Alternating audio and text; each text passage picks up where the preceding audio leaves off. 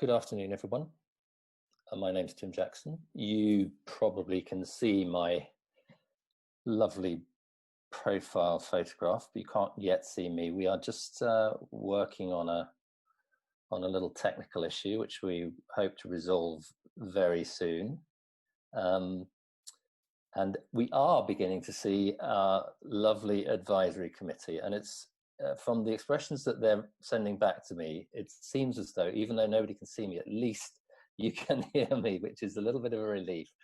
We're just experiencing a few technical problems with our webinar this afternoon, but we are resolving them as fast as we can. And in fact, the most important thing, in a way, is that you could meet the CUSP Advisory Committee. So those faces that are appearing before you now are members of our advisory committee. CUSP, the Centre for the Understanding of Sustainable Prosperity, was founded in 2016. And from the very beginning, really, we've been lucky enough to have an extraordinary group of people around us, advising us, helping us, guiding us, sometimes challenging us, in ways that have really contributed to the quality of our work, the breadth of our work, and indeed the impact of our work, because many of the people on the advisory committee are in themselves very high profile, well-connected people with a vast amount of experience. And that's why we decided for this occasion, for this webinar, to invite them, to invite you to an audience with them, to address the question that's really on everybody's lips at the moment, the question of recovery in the wake of the pandemic, which has changed our lives over the last few months. And one of the reasons why we came to that topic was really because we realized that in our advisory committee meetings, we were beginning to have that conversation amongst ourselves. And it was a fascinating one.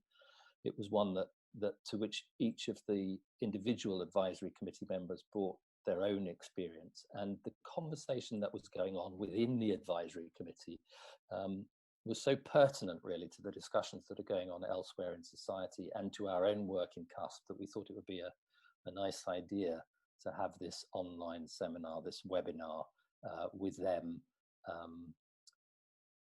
to engage in a wider conversation with the broader public around exactly that theme, thinking about recovery. So that's our aim for this afternoon. We've got a couple of hours together. Hopefully, by the time we get to the end of the couple of hours, at least we'll have solved some of our technical problems. But the main thing, I think, at this point is that you can see some of us, hear, I hope, all of us, and that should be sufficient to have a really interesting conversation.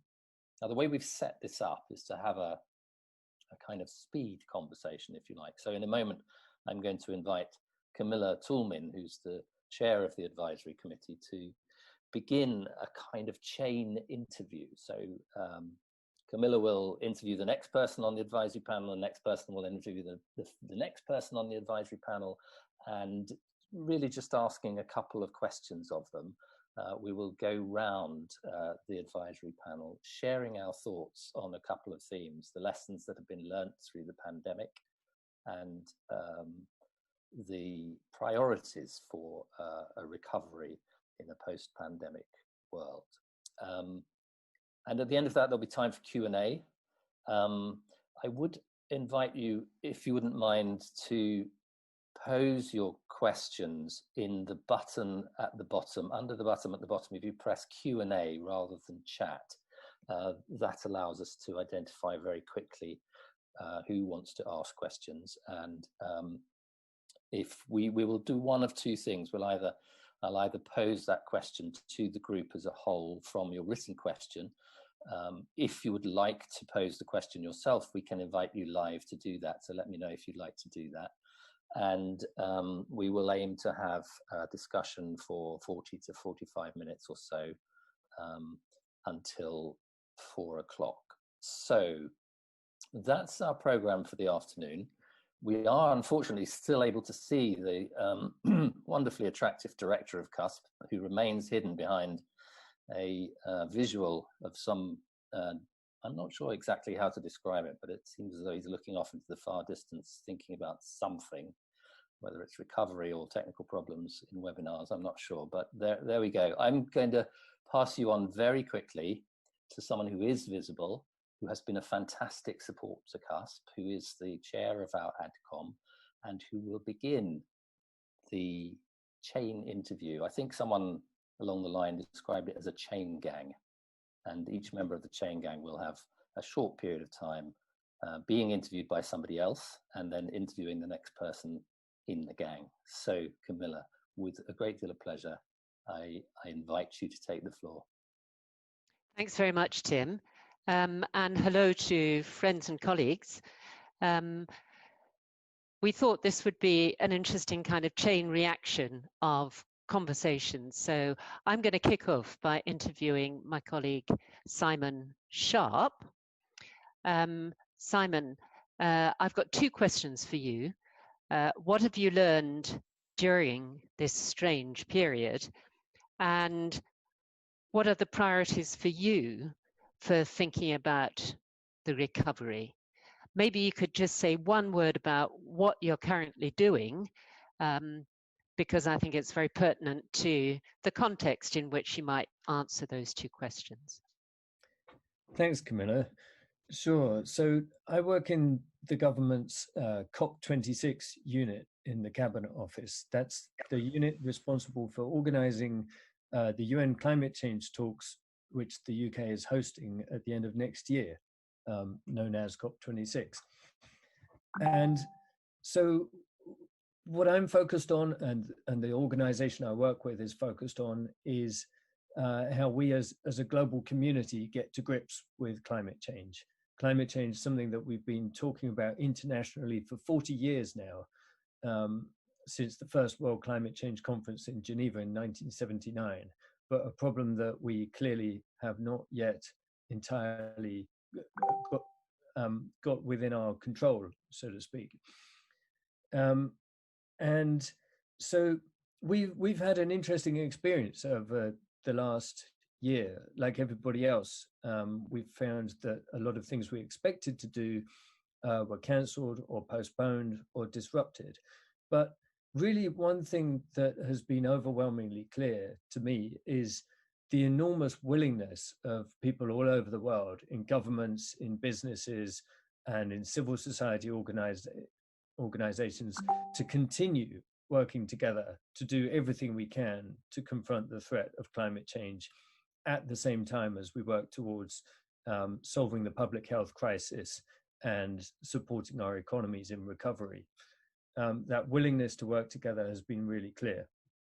So I'll mention two things that I feel like we have collectively learned or relearned from this experience so far. And they both speak to priorities going forward as well. So one is really about the role of the state in shaping markets. I think what we've seen over recent months in countries all over the world has been a really extreme example of the power of the state, where governments in many countries have been deciding which businesses can operate and which ones can't, shutting them down, opening them up, giving them all kinds of new rules.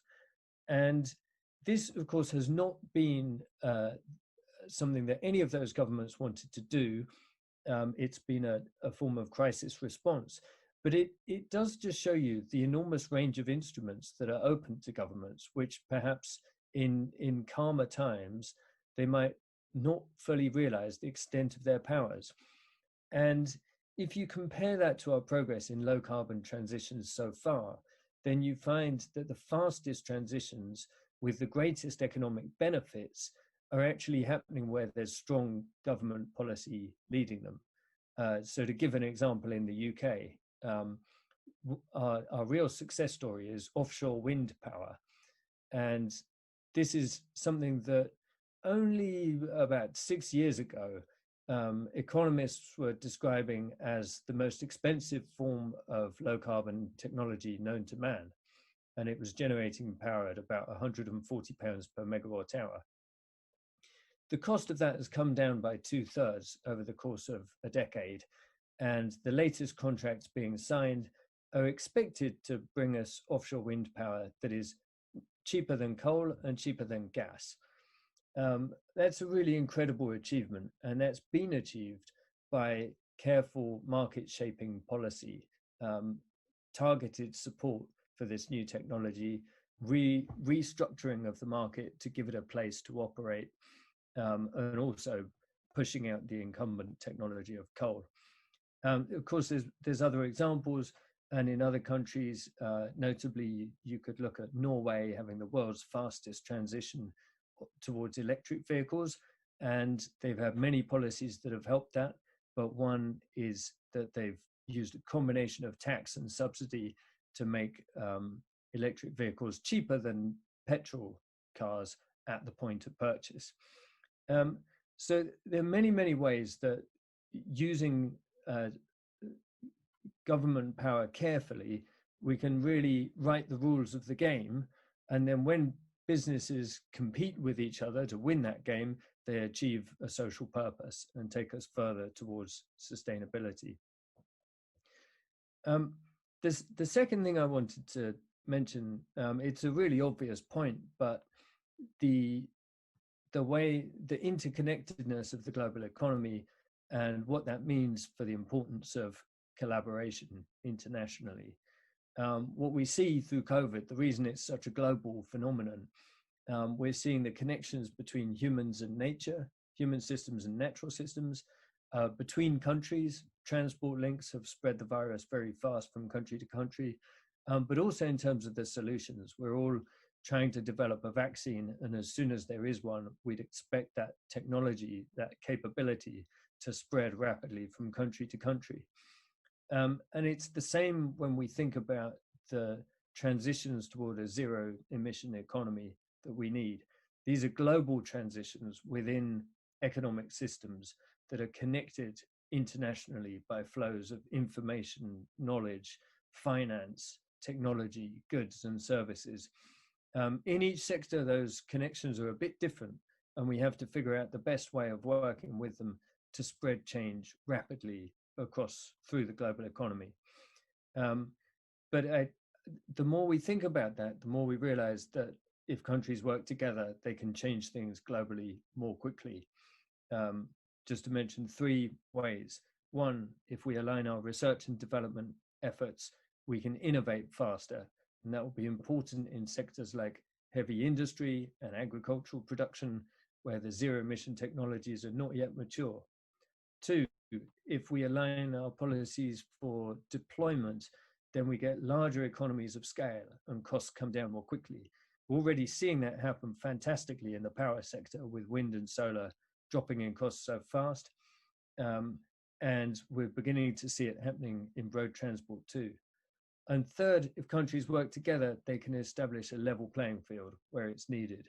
And one example of that we're working on through COP26 is the commodities that lead to large amounts of deforestation, like soy and palm oil and beef.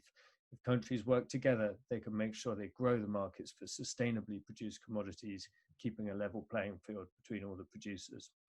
So that may have been a rather long answer, Camilla. So I don't want to bust through my time and constrain other people, but happy to come back if there are any points you want to follow up on. Great. Tim, do we have a couple more minutes? Yes and no. Okay. Well, maybe we better. Yes, in the sense that I think it's good. I think what we definitely want to do is to have the conversation. So let's do that. We will push the time a little bit unless we move a little bit faster along the chain gang. But I think the ideal really is to keep that conversation flowing. So by all means, Camilla, come back very quickly. So just in terms of, these are a lot of really valuable lessons that have been learned during this period. If you had to pick out just one thing that gave you a sense of kind of real encouragement and hope for the recovery, what would that be? Well, one thing that's given me a huge amount of hope is China's commitment to carbon neutrality by 2060. that's absolutely enormous. That's the first time that China has set an emissions target that went down instead of up, and it goes down all the way down to zero. So it's a massive commitment. All of the Chinese experts I talked to say it was very carefully considered, and they really mean it in terms of implementation. And just in the last few days, we've seen Japan as well saying net zero by 2050. So those are important for recovery as well as transition, because those will involve enormous amounts of investment going into new technologies that will be cheaper, cleaner, and better. So that gives me a lot of hope. Great, thanks. Now I think it's you to ask Jeremy. Yeah, wonderful. Jeremy, I can't see you, but I'm sure you're there somewhere. So there you are, I can now. So please tell us from your perspective, what have you learned from this period? Well, why don't we start there? What have you learned from it? Well, Simon, thank you, and I'm delighted to be early in this process, because I realise the later one is, the harder it is to offer new kind of insights. But so I wrote down 3 things before this call in terms of what I've learned. First is the centrality of the behavior change and the importance of the way in which trust is created between government and society to enable that behavior change. Right? In countries that have done this well, there's been really effective communication and a sense that the country is treating people like grown-ups, and being very open and clear and put a framework in place that allows people to, if you will, self-actualize and to both, kind of behave in line with their own sort of thought through kind of values, and that I think getting that right is hugely important. And given, Simon, that you and I both work on climate, I think one of the lessons of this is we're not going to get there with technology on its own, right? So we all want the technology to come through. It's massively important, but so much of this depends on trust and values, and the way in which I think there are amazing lessons, right, of how to get this right, and frankly, how to get this wrong. And we better learn from them in terms of the approach to climate. So that's kind of observation 1. I'll leave it to others to form a view as to how well we've done that here. Observation 2 is, I think I've walked away with a much stronger understanding and appreciation for the kind of the intersectionality. I hate the word, but I'll use it for the time being, between the social justice and the environmental justice agendas. I mean, I think we all kind of felt it in spades over the summer. But I can tell you in my own organisation, Systemiq, that this discussion of how we build a firm that is net positive in terms of its social value system and approach and its culture is now a strong and deeper conversation as the conversation about how we make a difference on environment, because we think that one without the other is not going to build us the society that we want, which then intersects back with my point about trust and behavior. And then the third, we had a very powerful session today, right? And it was absolutely framed in the very similar language. Let's stop talking about how we become less undiverse and less non-inclusive. How do we actually build something that is what we want? And how do we overcome our sense of a bit of guilt and a bit of felt helplessness on some of the diversity issues, right? Because of course, even though we think our own behaviors are, good, the collective outcome isn't anywhere close to what we want. So what's going on here? And then the third observation I'd make is, I think we've learned yet again that our approach to kind of understanding risk, both at a formal level as, you know, nation states and businesses and investment communities, and then at a kind of societal level, our ability to think about risk intelligently is astonishingly low. And, you know, I mean, to make a small, but, you know, it's a trivial point, and I don't want to send a signal that I'm offering a horse race here between two kind of things that shouldn't be compared. But, you know, we do allow over 40,000 people a year to die here every year because of poor air quality. Every single year, right? Not one time, and we spend nothing to solve the problem.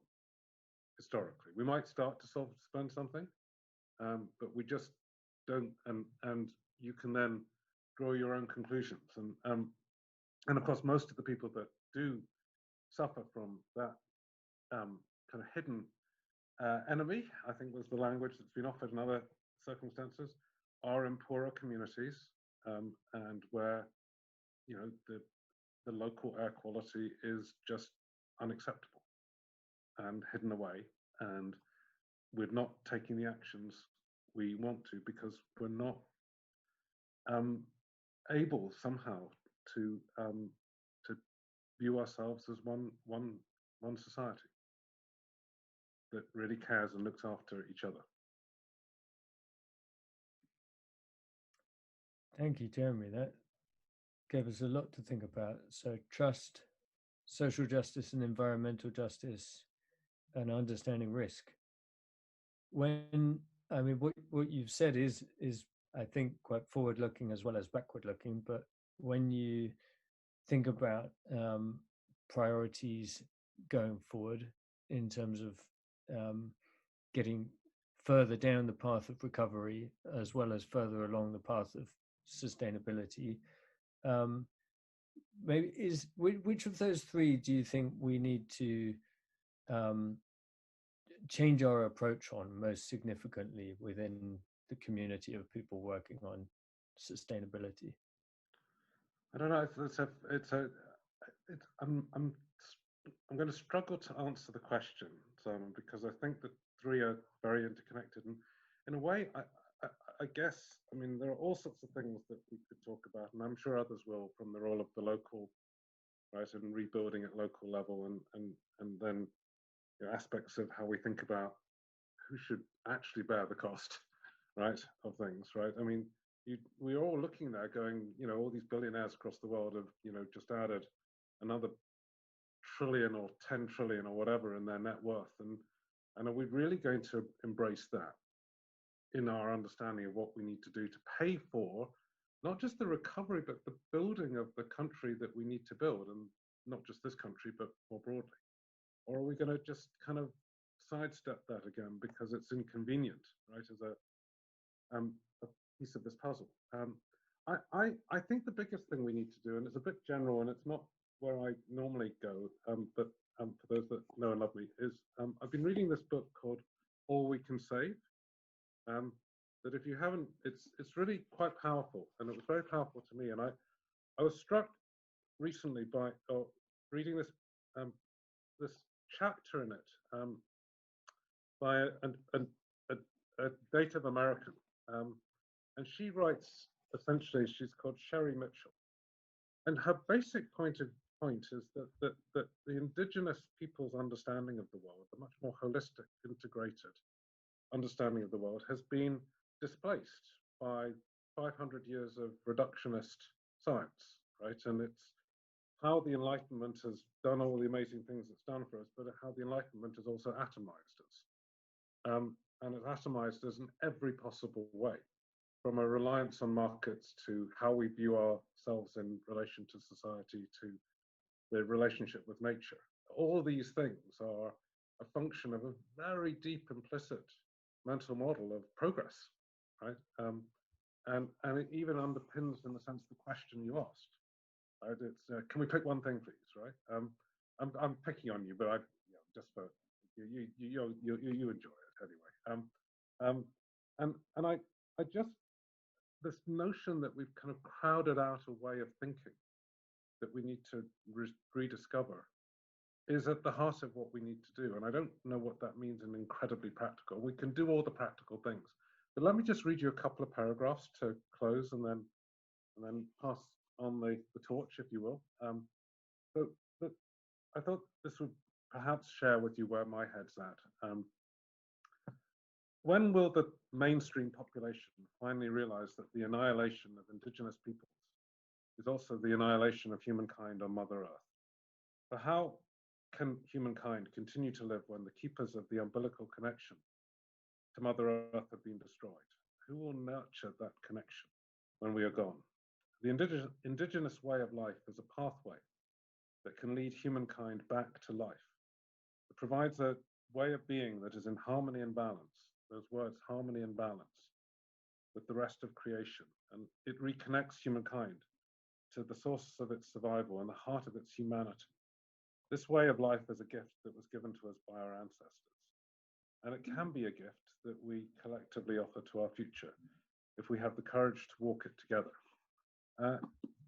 So let me just stop there. Wonderful. Thank you, Jeremy. I think I won't say any more. It's for you now to go to whoever's next on our list.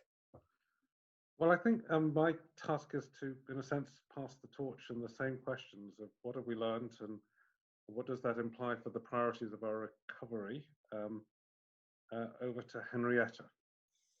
Well, thank you very much for the torch, which I receive happily. But yes, I mean, I'm thinking about what have I learned? And one of the things I've been very surprised by, in a way, is that public discussion and expert opinion has begun to shift quite rapidly in this period. It's quite extraordinary, because some of us have been making some of the arguments about how do we challenge the rule of markets, how can we have an economy that delivers quality of life rather than GDP growth for a very long time, probably since the 1970s and certainly since the 1980s.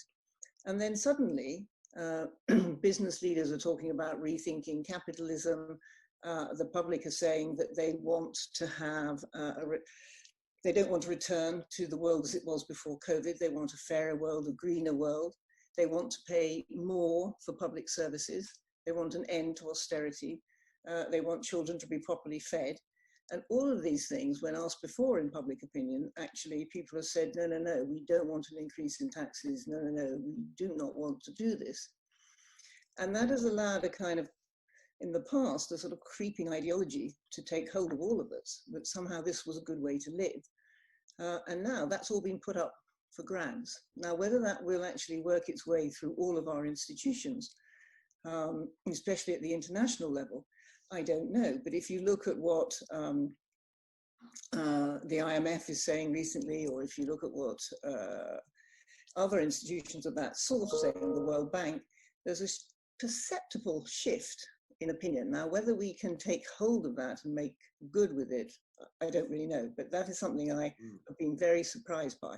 And I think it links to your earlier point about behavioral change, is that where will it come from and how can we do it? And sometimes I think it creeps up on us in the most unexpected sort of way. And it's really our job as we think about recovery going forward now to take the energy of that shift and do something really quite profound with it. And I think there are a lot of allies around the world, including the indigenous communities and others who've been thinking in a more holistic way and have been thinking about what we're coming to call now sort of whole system change. That is the intersections between all of the complex ecologies that run our lives, and particularly those that are grounded in the planet. And I think people have begun to think about the natural world quite differently. Now, of course, this is a strand of our thinking, if you like, that has very, very ancient roots, even in Europe or even in the United Kingdom. But I have been slightly surprised by the number of people who suddenly found, whom I have suddenly found quoting Wordsworth to me as though it was amazing that people once had a kind of romantic attachment to the natural world, when of course many people have a romantic attachment to the natural world, but it's somehow we'd forgotten this. We'd forgotten our own history and what all of that has meant. And of course, when you look around, you see that it's evident everywhere that people feel strongly about that. So that, I think, is one of the things that I've learned. But if I just go on to what is going to be your second question, because we're going to try and keep the conversation flowing, it's one of the things I've also been surprised about is, as I've just suggested, how much we have to rediscover or relearn things which we had talked a lot about in the past. So what's on the top of my mind? Well, one of the things that's really on the top of my mind, because I spend a lot of my time working around the world, is farming. So I never expected towards the end of my career to find myself passionately committed to farming. And I suspect that a lot of people feel that now, because of course one of the effects of the COVID crisis is a massive increase in world hunger and in malnutrition. I mean, on a huge scale, sort of pushing back the gains of the last 30 to 40 years, almost overnight. But also the fragility of all our food systems, of all those value chains, the difficulty of them, and then the people who are working in them, the quality of their lives, the scale of the immiseration working in all of those sort of dormitories which sustain these big agricultural production systems. And the shock of it, to realize how badly organized our food system is. And in some parts of Africa, we have 10 harvests left before we are absolutely at the end of the soil, pretty much. You might have 11 or 12 or 15, but it's not long. And so consequently, the scale of action that we have to take when we talk about Build Back Better, I think really that's the wrong phrase. And the reason why I think that is we actually need to build forward better, because there is no going back. And in that sense, we're left with a problem of regeneration. How do we regenerate those things that we have depleted so appallingly? Because we're not in a situation where we can say, okay, if we all stop now and just get ourselves back to 1.5 degrees, 2 degrees above historic levels, everything will be fine. Because actually it won't. The scale of damage that we have inflicted requires regeneration. And that's a really big task for us because, you know. And Henrietta, are you seeing, I mean, so I think we probably would all agree with that, right? Yeah. Are you seeing examples in the work that you're doing in Africa where the seeds of that regeneration are really taking root? And it's now a question of how we help them, nurture them, help them grow. Yeah, I think that's absolutely the case. I mean, it's a very complex system, the way that local systems are embedded in global ones, obviously. But yes, so the massive move towards forms of regenerative agriculture or to regenerating water systems, and not just at the local level, but at the landscape level, something that's working really well. And also developing economic models so that the downstream effects of that regeneration actually benefit others who are also involved in other kinds of ecologies. And there's some really very good examples of that from Africa, but also from other parts of the world as well. So yeah, there's lots of good stuff going on, but it's a question of how to, as I say, pick it up and run with it now that we're in this situation. And just one more question on that, which is, so there are seeds, and I intersect with some of those as well, but do you see real kind of sort of focus on and real momentum behind ways to scale what's going on, right? And how does one, is there a contradiction between the scaling mechanisms and the some of the kind of deeper values that sit behind these regenerative models?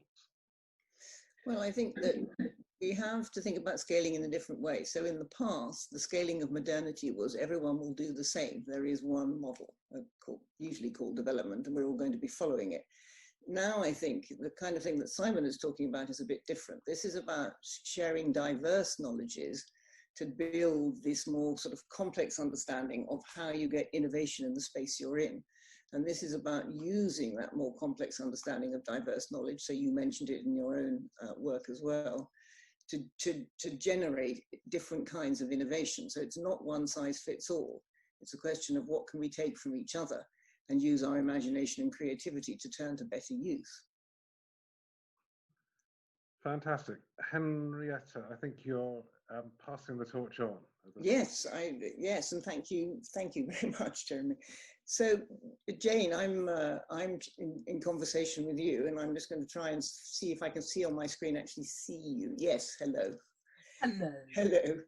And I was starting, of course, with this question of sort of what you've learned through this period. But one thing I would be very interested in, if it would interest you, is if you would set this in the context that you know best, in other words, Wales, and what specifically has come out of the Welsh experience, because so much of what we have been admiring about Wales in the past, so future generations and this attention to the natural world and so on that we've been mentioning, has had, I think, a following around the world, really. So it'd be nice to know now how you see that through the lens of COVID. Thank you, and I'm really enjoying listening to the contributions here. I think one of the key opportunities for regeneration is going to be very much place-based, because in the context of what helps develop a values framework, what helps develop cohesion, this is about the way individuals relate to communities. It is about the way the communities relate to communities. And it's also about having common culture, common identity, common heritage. And therefore, in some ways, Wales is very interesting because as the smallest part of mainland UK, it has been able to be quite innovative in the context.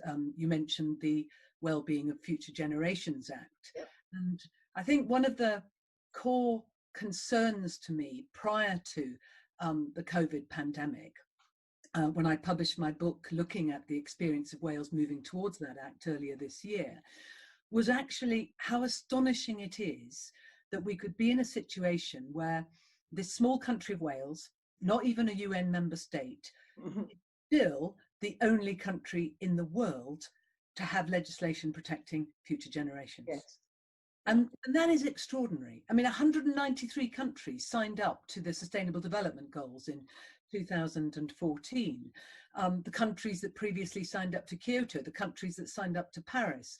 And although there are elements of legislation in many countries, what it sort of told me was about the short term of politics and actually how difficult political systems find it is to respond. And partly that's to do with manifesto commitments, and political parties have different ones.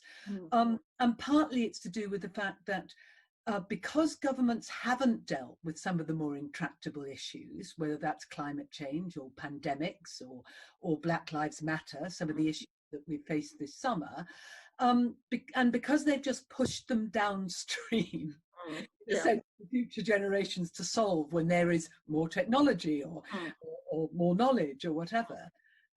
What we have is now we are that generation who is meeting the concatenation of events, and it's not serendipitous. And of course, the very issues that have been identified by Simon, by Jeremy already, in the context of that relationship between society and environment is, of course, very much at the heart of what we're experiencing in COVID. So I think there's that inherent short-termism, which is a very important issue that we need to be able to address in the context of governments, and something people are going to have to address differently in the context of COP26. I think what has been interesting is that my book, Future Gen, Lessons from a Small Country, has actually had enormous resonance in the time of COVID. So I think, as you were saying, Henrietta, in talking to Jeremy, public opinion is shifting. And people are definitely looking for ways of resolving some of these core issues. And also, I think there's probably a huge embarrassment that something else that you mentioned is that money, which, we've known that the producers have had as little money in a farming system as it's possible possible to give them. Yeah. With then the top of the farming system, the supermarkets and others, making an absolute fortune out of those goods. And I'm not sure that people will accept that issue now, that the people who have made so much money out of COVID, whether that's intellectually, financially shorting on outcomes, or whether that's just because they are an absolutely necessary industry, I'm not sure that's any longer acceptable. I certainly feel that there is a great deal of anger about those who do not have any difficulty in their daily lives with food, telling others that they can manage on a tiny amount of money per week when they might already be in poor housing with less access.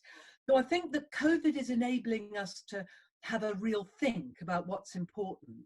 And I think people are developing a values framework about that as well. So we've got a space for dialogue. And interestingly, in Wales, of course, our very, very recent experience in Wales has been that we have a First Minister who has promoted very much the science in terms of the agenda around COVID, and therefore, even though we've actually been least affected, I think it's fair to say, of all the 4 countries in the UK, and where I am, it's very, very, very low because there's many more sheep than people here. We don't have a university in my county, so.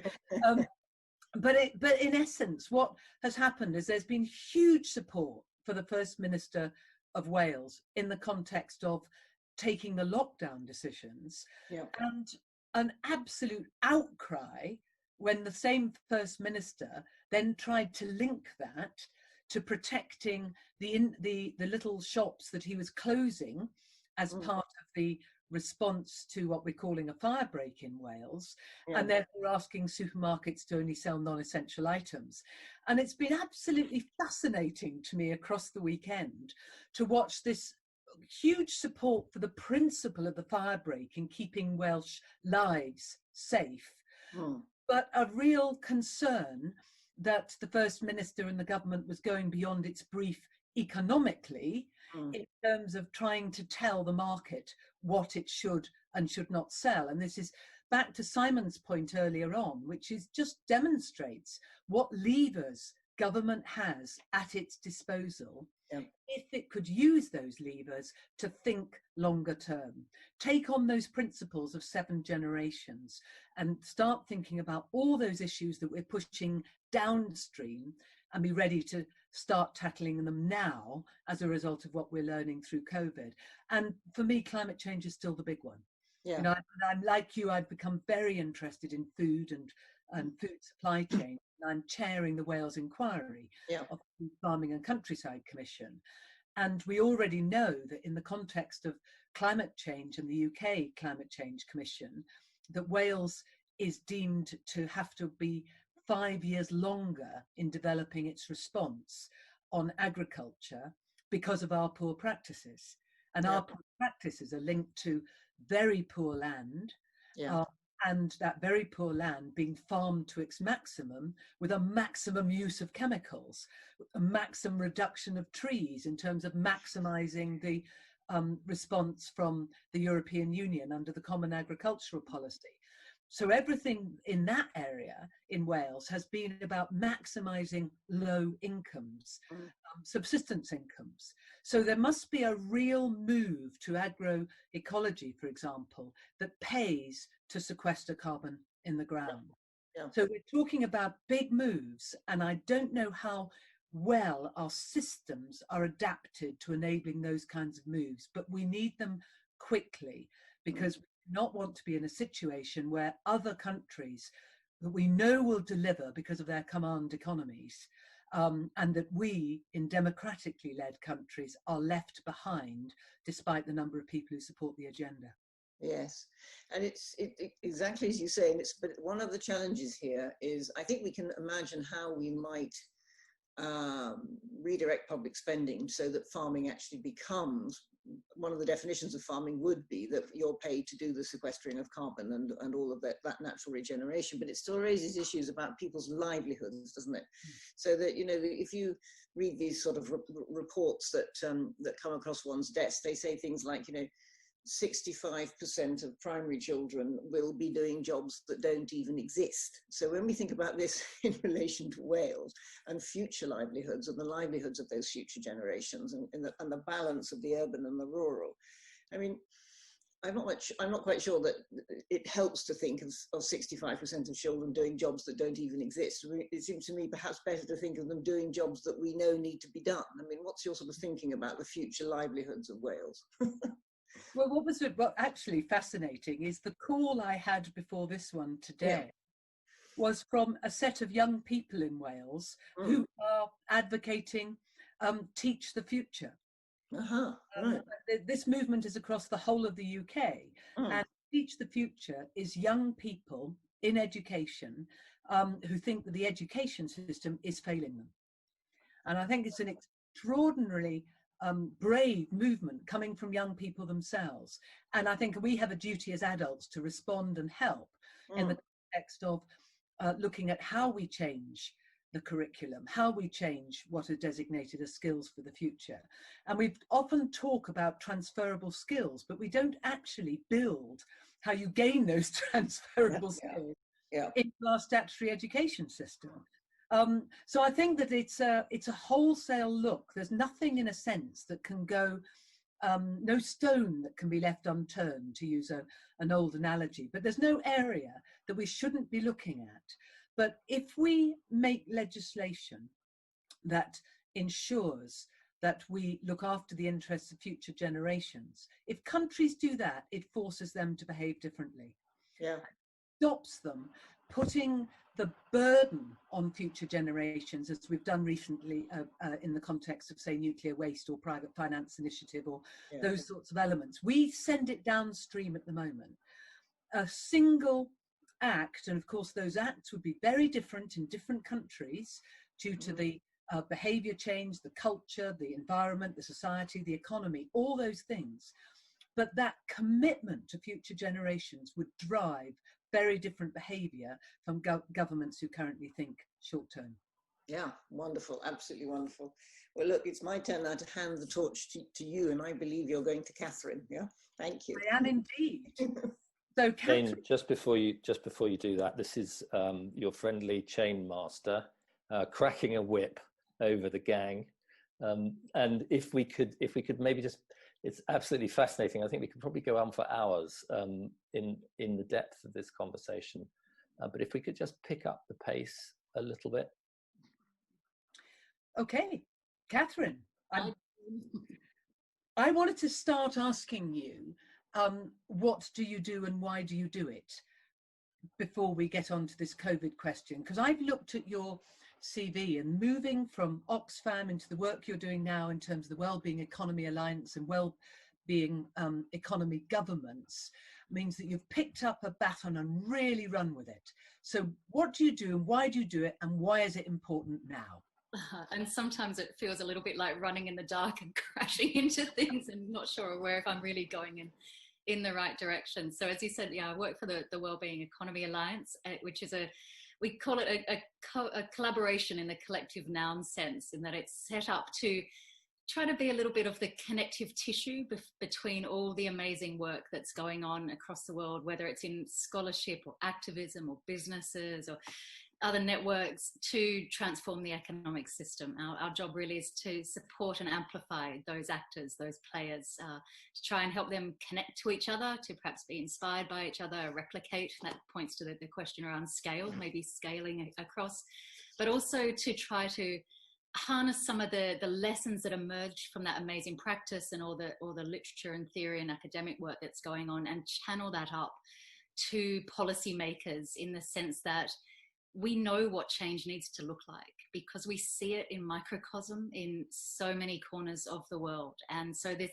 sort of shift that we need to move to what we're calling a wellbeing economy is in a step into the dark for policymakers, because we do see it being enacted by so many pioneering entities around the world. And I think the challenge is that so often they're going against the grey and they're up against the headwinds of the policy regime. So our job is also to try and really convert governments onto the shifts that they need to see. And so I I was thinking about your question. I actually feel a bit of a salesperson, perhaps more than anything. There's an Aussie term, I don't know if people know it here, this word spruiker, and it's someone who stands out outside a store, probably with a really cheap microphone and with a box and an amplifier, saying, "Come in and get your discounted lawnmowers or your discounted towels or your discounted refrigerators. Come into this store," and then you funnel people into all the experts and all the folks who know much more about lawnmowers or towels or refrigerators. And I think I'm a bit like that. I'm the sort of the person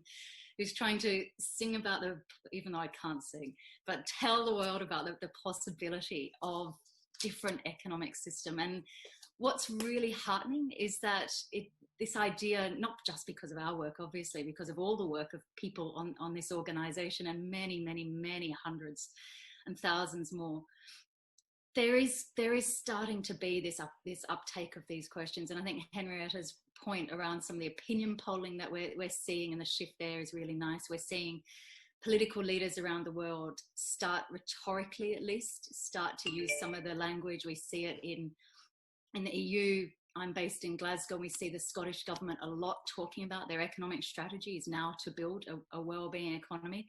I'm not sure they quite get the extent of system change that requires, but I certainly think if we could bank the rhetoric, we'd be a lot further on. And I think that rhetoric is a start. It's a lot further than we used to be. So if you're going to make a sort of a kind of recommendation to governments going into COP, for example, because you've got the COP in Glasgow. Yeah, just I know that Scotland's really gearing up for this. Yeah, so if you're going to make recommendations for governments going into COP as kind of like what areas they should be collaborating on in terms of making the world safer after that COP, what would you be saying to them?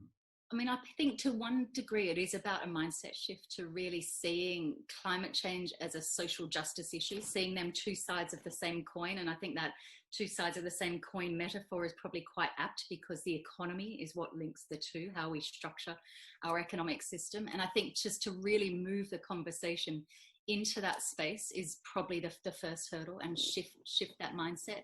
I think one of the discussions that has come out of COVID conversations is around this idea of conditionality, and what can we expect of our businesses who are receiving these vast sums of government bailouts. And I think there's been tentative steps in the right direction. We saw very, very early on Denmark, for example, saying that no company that uses tax havens is going to receive bailouts. We saw Antonio Guterres say that no company that doesn't have a plan to meet the Paris Accord should receive bailouts. And I think that idea needs to be rolled across a lot more. We should really be thinking much more powerfully about what sort of businesses do we need to make up the economic ecosystem, if I can use that term.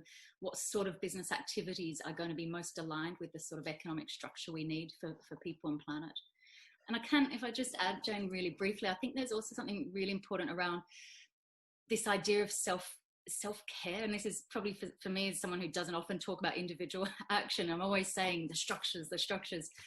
I think one of the lessons that has come through COVID, from those of us who are lucky enough to have time to spend 2 hours talking about these issues on a webinar, is just the need to slow down and take care of each other. And I received a message this morning from someone who's an amazing change maker, really saying how she wants to throw in the towel. She's exhausted. She's lonely because she can't see each other, saying she's not very good at self-preservation or giving herself a break. She says, these are her words, that bitch in my head is always there telling me I can do better, be better, and impact better.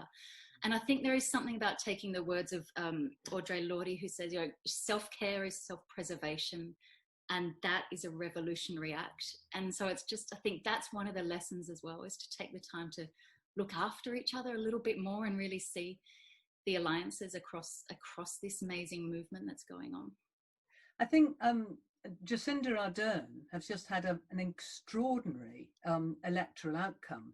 And it just struck me that, maybe that COVID, oddly enough, is going to contribute to the death of populism, because she said, if you're a minister and want to spend money, you have to prove that you're going to improve intergenerational well-being.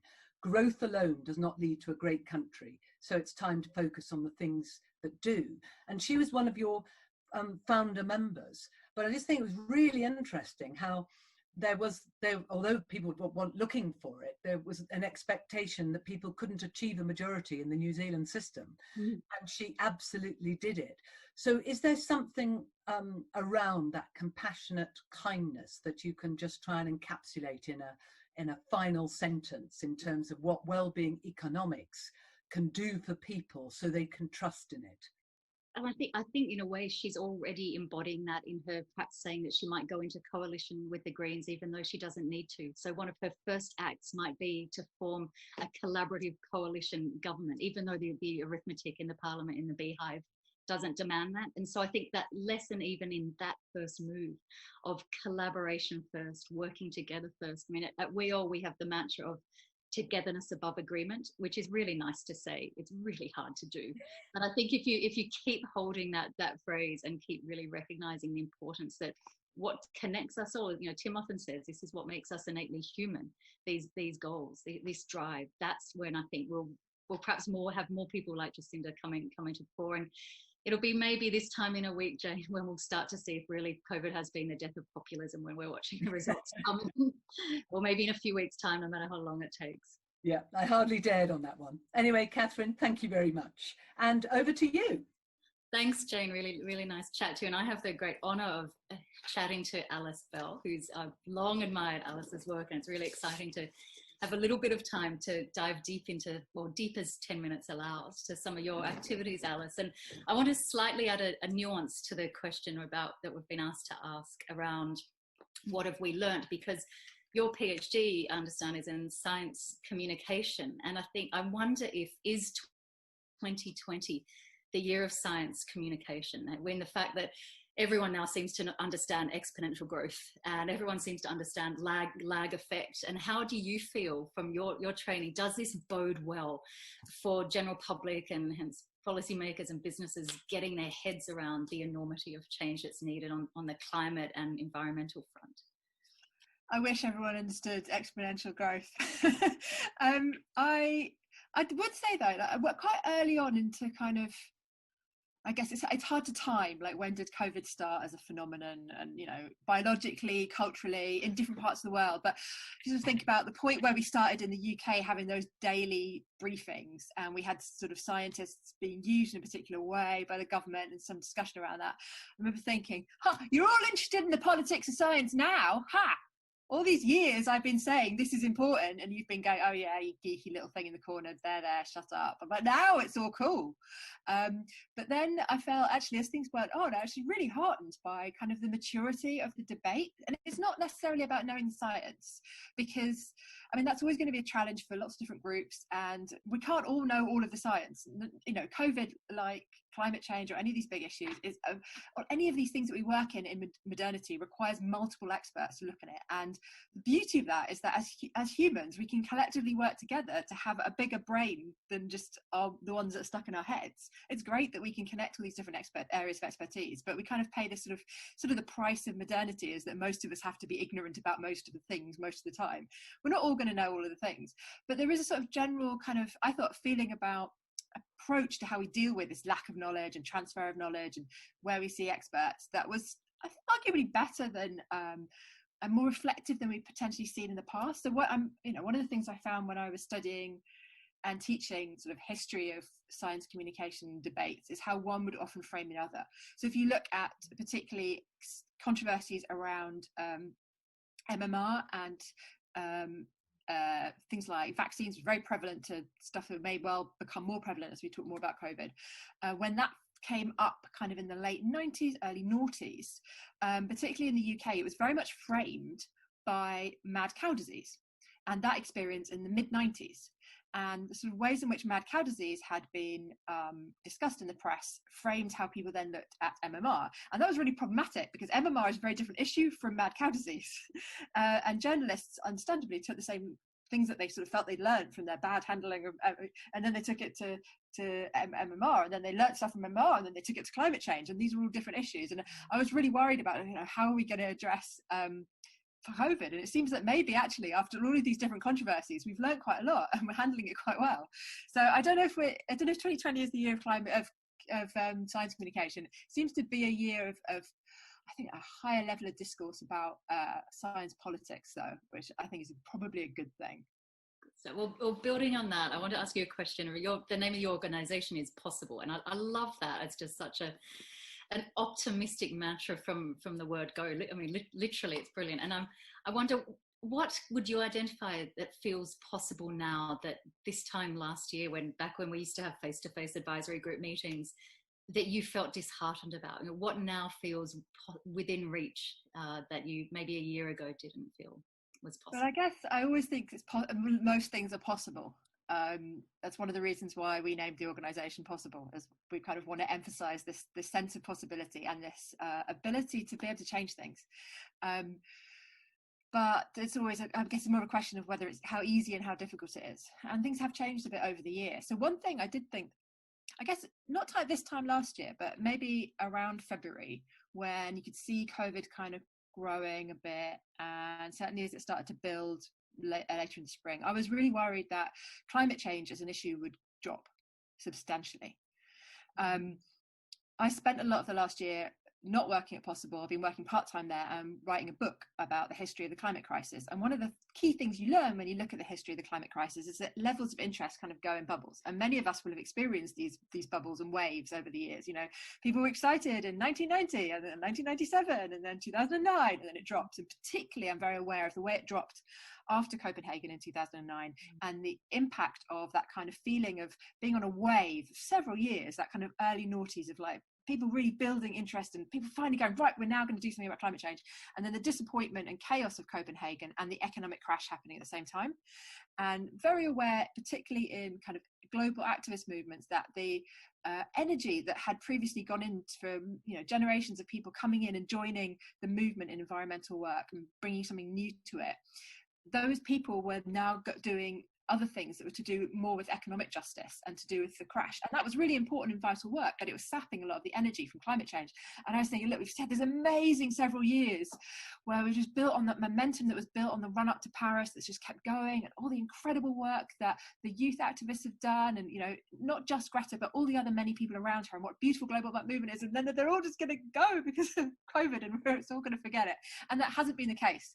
And that is something that I feel is really wonderful to see, is that not only are people not forgetting climate change when they're thinking about COVID, but they're really up for thinking about the two together. And that's another way I think in which I feel like our public discourse is quite mature, and we're up for having we're up for connecting these things. So the idea that we're talking about build back better, and then we open up, what do we mean by better? And we're looking at that from an environmental perspective, from a social justice perspective, from economics, from history, from culture, and we're also, in the middle of all of this, we had a big global conversation about race. Again, this is something that kind of comes in waves and bubbles up every now and again, but it came up and we talked about it. And we talked about the intersection of race and COVID and race and climate change. And I feel it helps me feel that as we go into 2021 and 2022, we have the potential for doing all sorts of different possibilities, which maybe 2 or 3 years ago, I would have felt a bit, you know, maybe like 5 years ago, kind of around Paris, thinking, well, maybe if we're really lucky, we can keep to 4 degrees warming, you know. So I guess it's actually weirdly made me feel quite hopeful. Oh, I'm delighted to hear that. I always need to hear that other people who I admire are feeling hopeful. And so within that, I guess I want to ask perhaps a more empirical question around of the activities that you're aware of through your research and through your activism and through the organizations and the networks you have.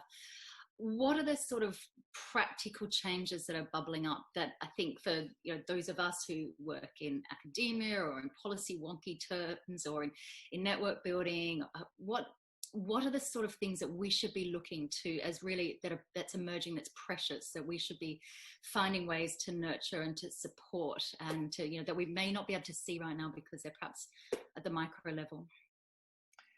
I think one thing that's been really interesting about particularly people's experience of lockdown is the different relationship with community and space and nature, and how we then had a bit more of a conversation about justice and how, you know, access to space is limited for lots of people, particularly outdoor space. And, you know, kind of, I guess, going forward, I guess one of the things that I think practically we really need to be thinking about to help us think about the environment, to help us think about economic justice, to help us think about living a good life, and also dealing with a lot of the challenges around COVID, is housing and how we tackle the housing issue. So it's long-term been a thing that I've done quite a bit of work on and can talk to other people about from a climate change point of view. Is particularly in the UK, our housing stock is terrible. It's really leaky. We need to insulate our buildings. We talk about, we already have, I think it was Jeremy talked about this sort of scandalous number of people who die from air pollution every year. So a scandalous number of people die from cold homes every year. I mean, it's absolutely appalling. It's tens of thousands. And this is one of those sort of quiet disasters that's allowed to rumble on. We really need to do something about that. And that is something that's a real challenge. And it's not going to be done with a bit of insulation tape that you lend to your neighbour or a bit of elbow grease. There's lots of things that a lot of us can do to save a bit of energy. But really, in order to help everybody in the country save energy and particularly if they're going to be working from home and schooling at home and going to be at home with their own boilers, paying for their own boilers over the winter, we really need to think about how we can have some kind of big mass project which looks at a big investment in building stock, but also housing regulations and our cultures of renting, our laws around that. It's a big thing, and therefore it's going to take everybody, and it's going to take a lot of different perspectives to really tease out the details of how we do that. And it's one of those examples where you go in at one entry point and it's got the possibility of multiple ripple effects of benefits across, whether it's labour markets, self-support employment programs, people's health, as you said, people doing their homework, and there's layers of benefits from just one entry point, which I think that's what we should be looking for. Alice, I'm going to have to wrap it up and ask you to dive into questions with Oliver. Thank you. That was great. Thank you so much. All right, Oliver. So I was going to start with the question we were asking each other about what we've learned, but I was particularly interested in your reflections on the nature of risk, because it was one of the things that I've reflected on a lot about is risk, and seeing these different approaches to risk comms that have happened. And I come from a very much more of a science and environment point of view, and you're going to have a very different point of view from a financial one. So I'd be really interested what you've thought about how we're talking about risk, or where it's worked in policy or the media or other ways. I wonder if that was something you've thought about. Yeah, I mean, Jeremy's comment earlier struck me as true, that the appreciation of risk isn't very good, and appreciation of the fragility of our society. And I think that's one thing that has been learned from this crisis, because I mean, a lot of people were talking, famously Bill Gates did that talk 5 years ago about pandemic. The information was out there, but people just didn't want to take it on board. But I think that is changing, and I think so. What I think I've learned a couple of things in this period about change, how rapid change is possible, and so in my own experience, so I was commuting up to London 70 miles on the train every day, 5 days a week for over a decade. Overnight, I've transitioned to working at home 100%, and like millions of other people, are very fortunate to be able to do that. And so, I'm never going back to working 5 days a week in the office. So change doesn't happen in a straight line. You get these sudden discontinuous breaks, and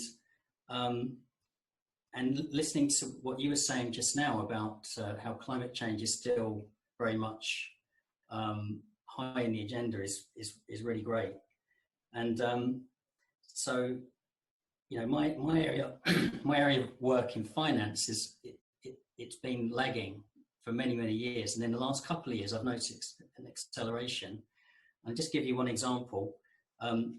So if you go back to I just found out that in 1982, 25% of the value of the US stock market was oil companies. Okay, and then by 2018, that was 16%, and then as of a few days ago, it was 2.5%. So if you wanted to transition out of fossil fuel producers, you're a bit late, because that's massively affected by the coronavirus pandemic, but that's a kind of secular change. And also in my profession, the actuarial profession, so I just wanted to give a couple of examples there where, so many people have been volunteering for many years on climate change and sustainability, and making gradual progress, but I think the pace has really accelerated. So, for example, there was a report released the other day on climate risk. It has 38 recommendations for the profession in all areas: education, thought leadership. And that really then brings sustainability out of the niche area across all the practice area, all the things that actuaries do. Another example, I'm in a group with the current president, Tan Sui Che. So he took over in the middle of this year.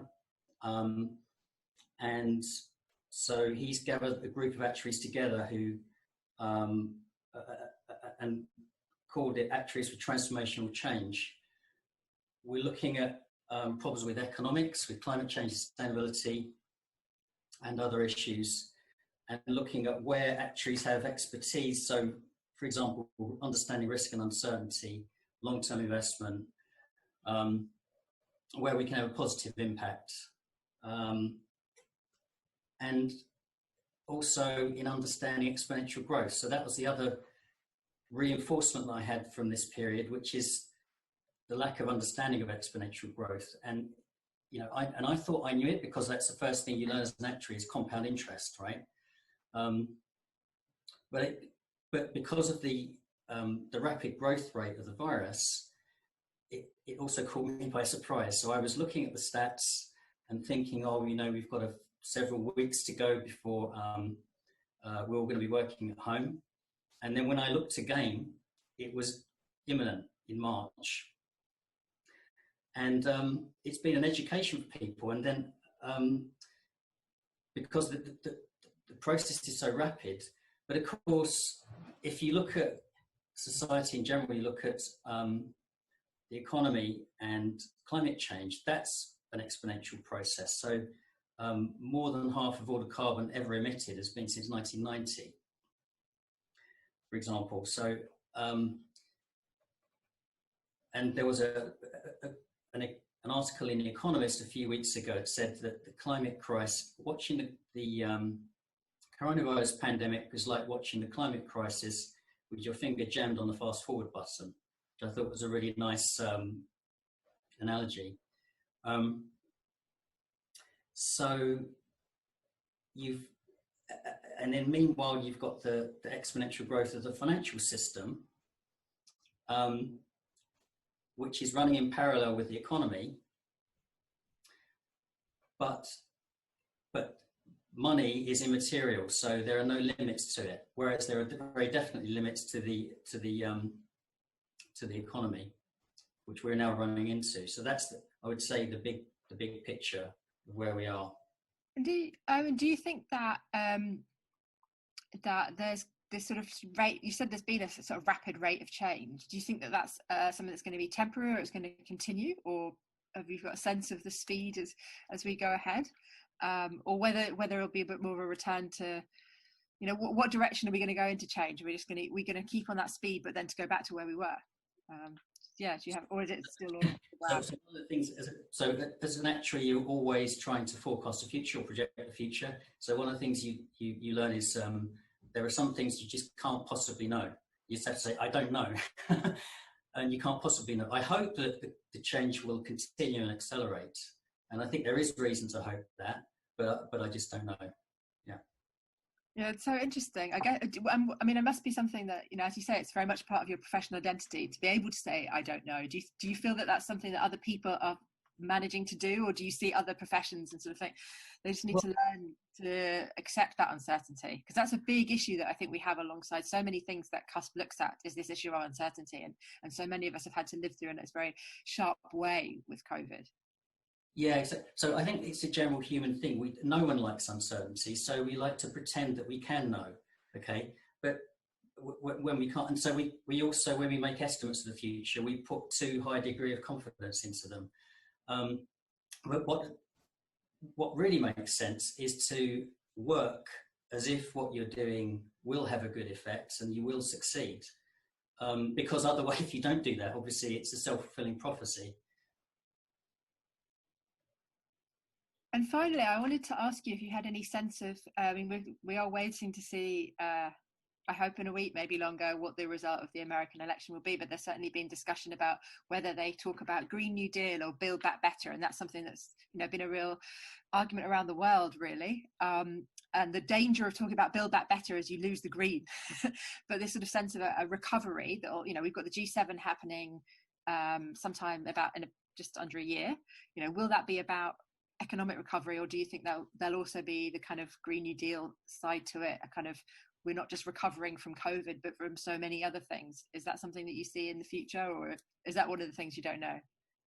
Well, no, what I do see is a lot of discussion about Green New Deal, and also related to that, modern monetary theory. I think that's crucially important, that needs to be investigated. And it is, there are people like Stephanie Kelton and Randy Ray and other economists who are being listened to much more. And there is a general discussion about how will we pay for it. And I think what needs to happen is a better understanding of the money and finance as being the servant rather than the master. So it's malleable. So you can create, under the system we have, fiat money system, you can create that there are limits to what you should do, but the point is the system should be directed to the goals that you want as a society, rather than society being dictated to by the financial system. And I'm very hopeful that all that general discussion is much more prevalent these days, and it will carry on being more and more discussed, I think. Yeah. Thank you. It's always so great to get your contributions when we have our AdCom meetings. But I will pass on to you and let you ask Sian some questions. Hi, Sian. So I'm interested to know what have you learned from this period? Thanks, Oliver. It's 6 months, this period, isn't it? Give or take a couple of days, which is hard, I think, hard to reckon with. And in all honesty, I've had a very comfortable 6 months working from home, a bit like you, Oliver, with lots of access to nature. But it has to be said that the clouds, and I'm going to quote you here a bit, Henrietta, of immiseration, have always been there. And in terms of what I've learned, I think I continue to question, well, what do I know? Or more importantly, how do I know? Actually, so to what extent am I more part of the problem that we're trying to solve than I'm actually part of the solution? Something that I'm continuing to wrestle with. But what I think I do know is that inequalities are inescapable, and that's a trouble that we have to stick with. And also that we are really shortchanging younger people. Future generations, certainly, Jane, but younger people today. And I think we need to make far more room to hear their voices and to involve them, and maybe that's how we can learn to know differently.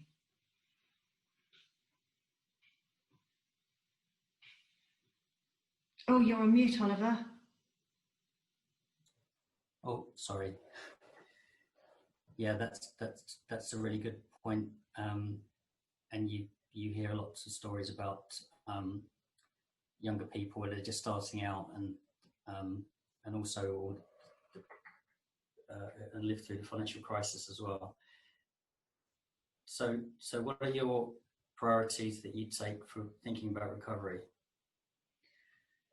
So Jeremy was right in terms of most of these matters have been covered, but I'm going to come back to a point that has been a recurring theme, and it's something through my deliberations I'm more and more convinced is important. So it's always been there, but maybe it's been the nice to have, whereas now I think it's the must have, which is our connection with nature, and I think somehow enabling all of us to appreciate that we are part of nature, and that being, I think, connected to nature is part of being human. And we've seen during COVID-19 how inequalities really restrict our ability to do that. It becomes a privilege rather than something that's fundamental to us. So I think that's a really key focus for attention. And I know it does seem airy-fairy and it can seem ideological, but actually it's fundamental to who we are, and I think it's fundamental to quality of life and how we learn to understand ourselves and how we learn to understand the interconnectedness. I was fearful at the start of this I'd be using the word connectedness or intersectionality all the time, but I'm not, because you've all been using it far more than I have. So that's all right. But I do think that's fundamentally part of it. It comes back down to your point, Jane, about being place-based, because actually it's a fundamental part of the planning system, and we've stripped that out of the planning. We've stripped that away. It's not even there. It's not easy for people to get out and be part of nature, to experience it. So things that have given me hope, Oliver, in that are actually, Jeremy, speaking with one of your colleagues, Morton, in Systemiq, and his work with Indigenous people, and particularly growers of non-timber forest products, actually in getting those to market. I think his work in supporting those enterprises is really inspiring. And enterprise, who's seen Black Girls Hike? I heard of it. Check them out online. You know, it's Black girls owning the right to hike in the countryside, and I think those are the sorts of things that give me hope. And one I'd really love to see what Alice suggests in terms of a nationwide focus on making our homes safe, warm, and energy efficient. And we should do everything we can to make that happen. I think where I know that we can have interventions in the short term is actually doing stuff about enabling people to feel connected with nature. Yeah. Makes perfect sense to me. Yeah. Thanks, Oliver. Thanks, Sian. So we actually come now to our very last interview. Sian, you have the privilege of interviewing the chair of the advisory committee, Camilla.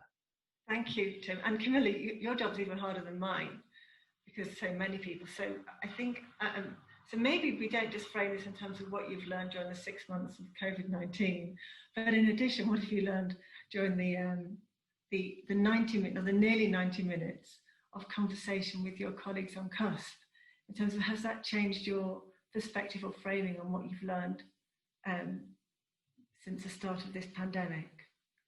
Well, thank you. And I think what I'm going to say builds actually remarkably closely on a whole number of contributions so far.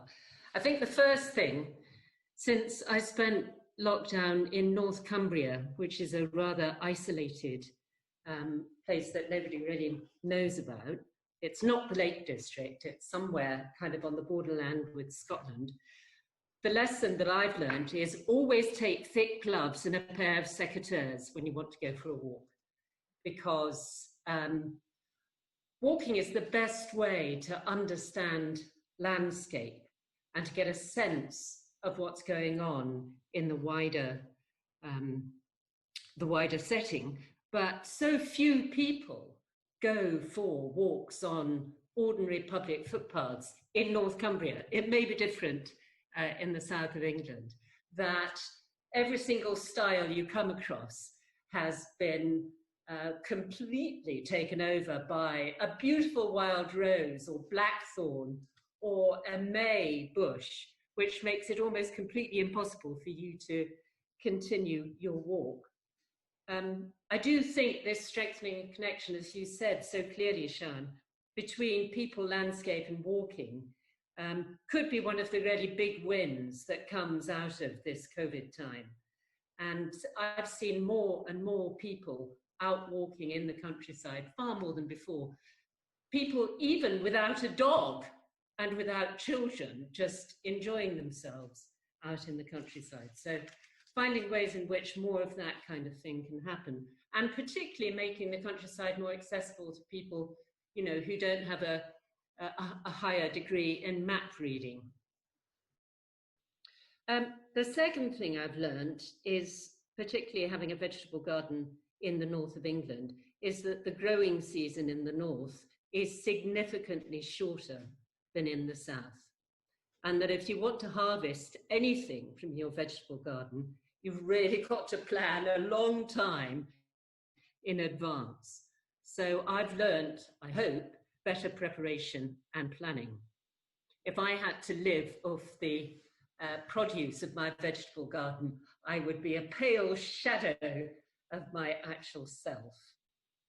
But from a professional point of view, I feel I've learnt a great deal because I've spent the last 6 months engaging with friends and colleagues in Africa, trying to understand how they've been managing the pandemic, and also learning from them about how they see this very much as a pivotal moment. We've been interviewing a whole number of people, and you can see the interviews on INET Economics, COVID, Africa. We've interviewed probably about a dozen people from lots of different sectors. So Africa has 17% of the world population, but only 3% of the COVID deaths. At the beginning of the pandemic, a number of people said, oh, whoa, disaster. You know, tens of millions of people are going to die in Africa from COVID. Well, so far, touch wood, it's been a very different story. Some of that's been to do with early action. Some of that's been to do with the young demography. Some of it may be due to the fact that people are naturally more resistant and immune because of their exposure to a whole range of diseases through early childhood. But what we've seen is that despite very limited capacity to cushion the economic blow to lockdown, there have been lots of sensible public health measures that people have taken up. You know, none of it rocket science: hand washing, masks, avoiding large assemblies, setting nighttime curfews. There have also been some really encouraging pan-African actions where countries have had a common approach to procurement of drugs and of PPE. And that scale advantage that joint procurement gives you, I think, has been really a salutary lesson for many of those countries who recognize the importance of working together now. I think it's also meant that many countries recognize the importance of greater self-reliance, both nationally and as a continent, building up local supply chains, particularly for basic goods like agriculture, food, and basic pharmaceuticals.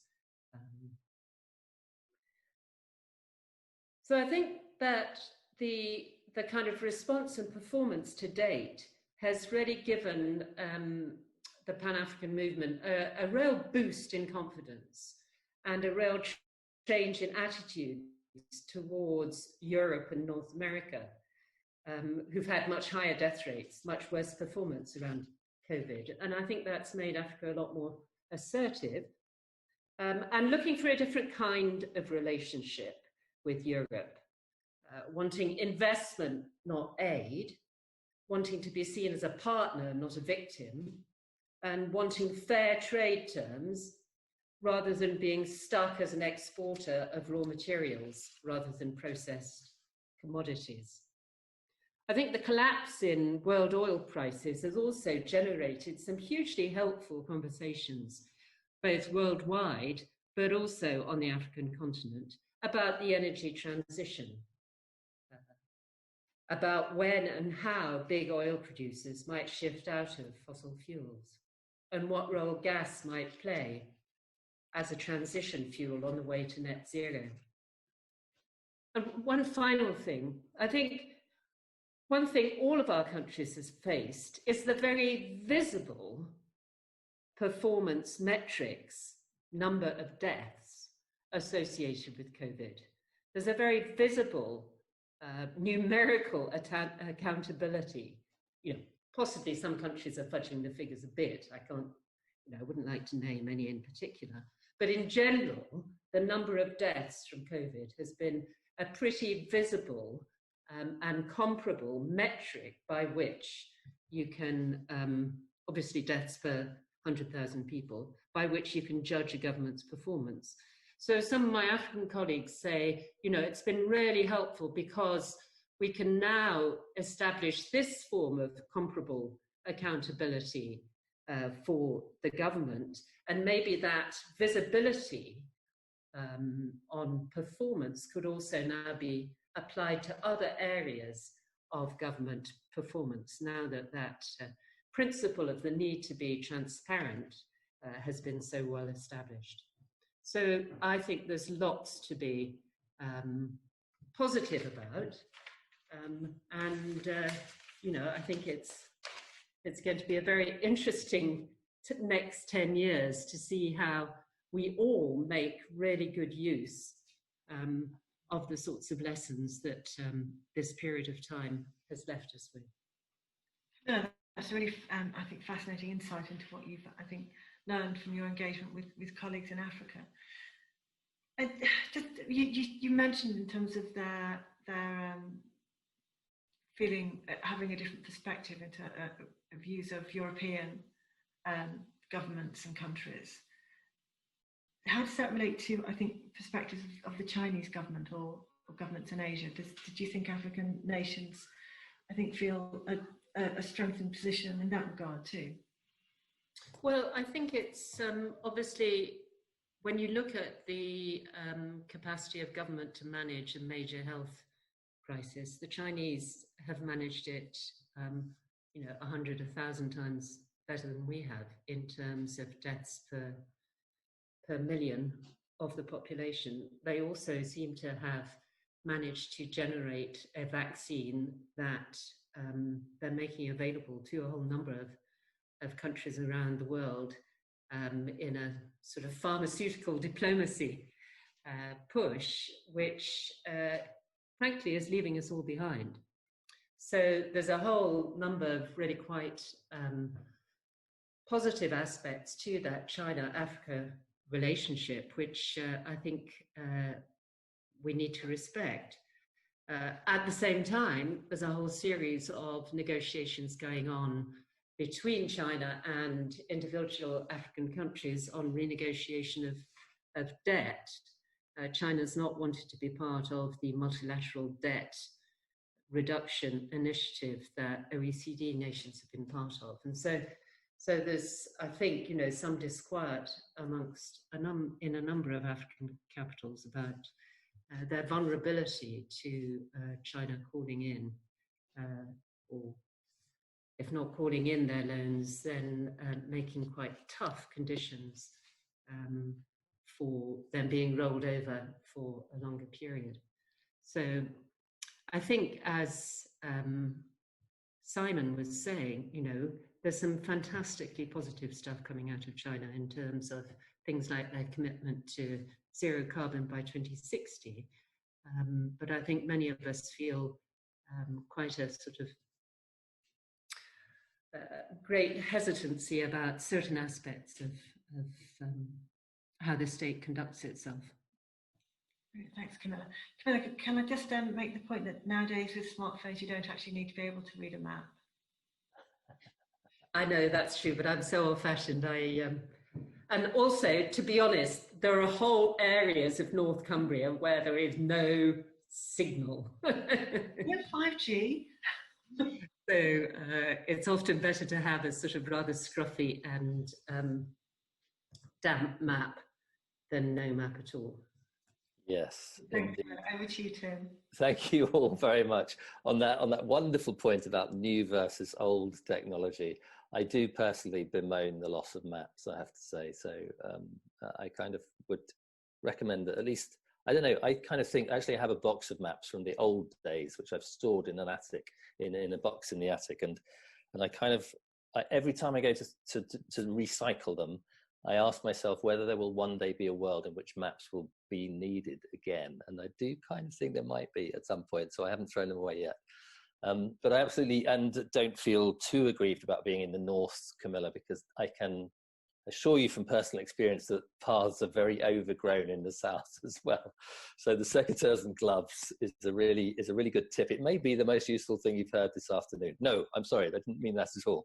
It's a fantastically rich afternoon, and I'm sure there are lots of points actually that we could sort of pick up and run with. I want to, in the last 20 minutes or so, I just want to give participants a chance. So anyone listening, we have one question in already from Les Gunby, but do post your comments or thoughts on the Q&A chat, and we'll have a little bit of a conversation. If I may, I will also perhaps invite Isabel Cassiers to say something. So Isabel, I know that you're there on the attendees, but you are also, have been also a member of the CUSP Advisory Committee. So it'd be really nice to hear your thoughts as well. But let's open the conversation more widely. And actually, Sian Ferguson is going to answer Les Gumby's question live, which is great. Sian.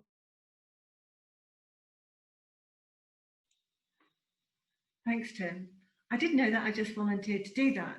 But what I can. It's good, isn't it? That's technology. Response. That's absolutely fine, because I think what we can all do is support Teach the Future by logging into the mock COP when it happens. So I spoke about young people having a voice. Well, young people have taken a voice, that they're staging their own mock COP. When the COP this year was supposed to be taking place, they're doing a mock COP online, and it's young people from, I think, all around the world who are doing that, supported by their teachers and in schools, to debate the issues that should be debated by our leaders, and to help them formulate the answers to that. And I very much hope that will develop into a campaign that will take them forward to the real COP 26 in November 2021. Thanks, Sian. And I mean, I would also say, of course, I mean, it's a really good question. So what Les has been asking, you know, the engagement with Teach the Future and what can CUSP do there. And I don't know how many of you are sort of familiar with what Teach the Future is asking for. One of the things it's asking for is a climate emergency education bill in Parliament. And it's one of the things I'm just off the top of my head thinking about, because we are engaged with the climate emergency bill that's being put forward by Extinction Rebellion and others, and it's quite possible that something on education ought to be included in that bill, in fact. So that's one way in which CUSP could also do something along those lines. And I suppose the other thing to say is that CUSP is, of course, a set of institutions who were largely engaged in the tertiary education sector. So it's very much in our interests to be supporting education in relation to climate change there. Now, I have John Mowell, who actually is wondering if there's an elephant in the room. And John, I don't know if you're okay with this, but I was just wondering if I could promote you to allow you to talk. I think I'm going to try and do that. So I'm now pressed allow to talk, and you've disappeared. So maybe you've appeared on the panel somewhere. Was that a too scary thing to do? John, no, you're there. Brilliant. Okay. John. Yeah, sorry, I think I had to unmute myself. It's a question. So I work in, or have worked in investment management for a couple of years, and moving on to a foundation role soon.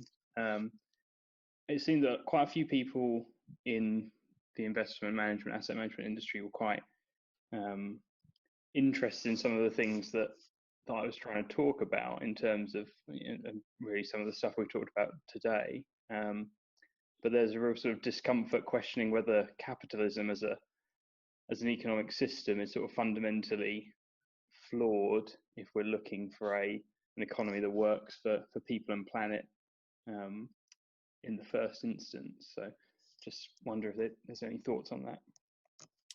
Fantastic. So yeah, I'll just ask anyone who'd like to comment on that, on the question of capitalism. To some extent, I suppose it was inherent in some of the answers that were given that we had to somehow frame our inquiry in a slightly more robust way in relation to the existing economic system, certainly. Katherine, you had your hand up. I'm going to let you speak. Yeah, I'll be really quick because others will have thoughts too. John, thanks for the question and good luck in your new role. That sounds like an exciting move. I think, to me, and I've learned this over the last few years, it's become really apparent that it all depends how we define capitalism. I'm now working with a lot of folks based in the US, and it seems there that the understanding and definition of capitalism there is essentially markets and various manifestations of markets, whereas a political economist based, well, for a while in Europe, I think the understanding of capitalism is much more around ownership and power imbalances. And so from the perspective, I guess, of wellbeing economy, will there be markets in a wellbeing economy? Absolutely. I'd love to see social enterprises trading with cooperatives, sharing their work with benefit corporations who are then, linked up to economy for the common good companies, all exchanging. But will there be less extremes of ownership and rentier capitalism? Absolutely. So I'll leave it there to hand over to colleagues, but to me, it all comes down to the definition. And I think there's a risk of setting up some sort of false binary over, is it capitalism or is it socialism? And I think it just speaks to perhaps our collective limited imaginations that we can't yet think of something even beyond those two binaries. It seems to be often our narrow cognitive bandwidth, and often reminded of Ronald Reagan, who back in 1983 said there is no limits to growth because there's no limits to our imagination. And I think we need to now turn Reagan on his head and turn him in his grave perhaps as well, to say that it is our limited imaginations that's stopping us imagining an economy that is better than growth. And so I think, moving beyond the, is this capitalism, is it socialism, is part of the conversation we need to have. Thanks, Katherine. And Jane, you had your hand up. Yes, thanks. I think that if we wanted to see, it's never been building back better for me from COVID. It's always been about, how far can we change? And I'm very happy to use the Wellbeing economics agenda that fits so well with the Wellbeing of Future Generations agenda in Wales as a vehicle. And if you're going to take action that moves in that frame, then actually the very fact that there are a lot of people who have multiplied their already significant fortunes through the misfortune of others in COVID should be taxed by government.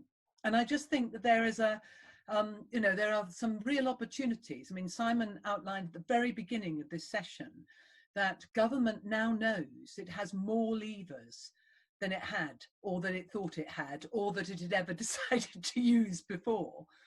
And actually a really strong message in terms of getting people behind them in the context of COVID would be actually a taxation on those people who have massive incomes, who have benefited hugely in the context of COVID, when so many others have disbenefited, so many others are at risk, and particularly if we think about the generation coming out of university at the moment. I mean, they are in many ways, they are the weakest part, that horrible phrase that economists use, but they have the weakest attachment to work because they may not be the work for them to get attached to. So if there's going to be any reparation that enables us to have a better kind of society, we're going to need messages like that really soon. And we've also got to pay for this as well. And the two things can come together. So John, do you want to just come back on, I mean, what is your sense of where capitalism sits in this debate? Yeah, I mean, I think, and some of the stuff that sort of was touched on earlier in terms of indigenous worldviews is sort of something that I'm particularly interested in, and whether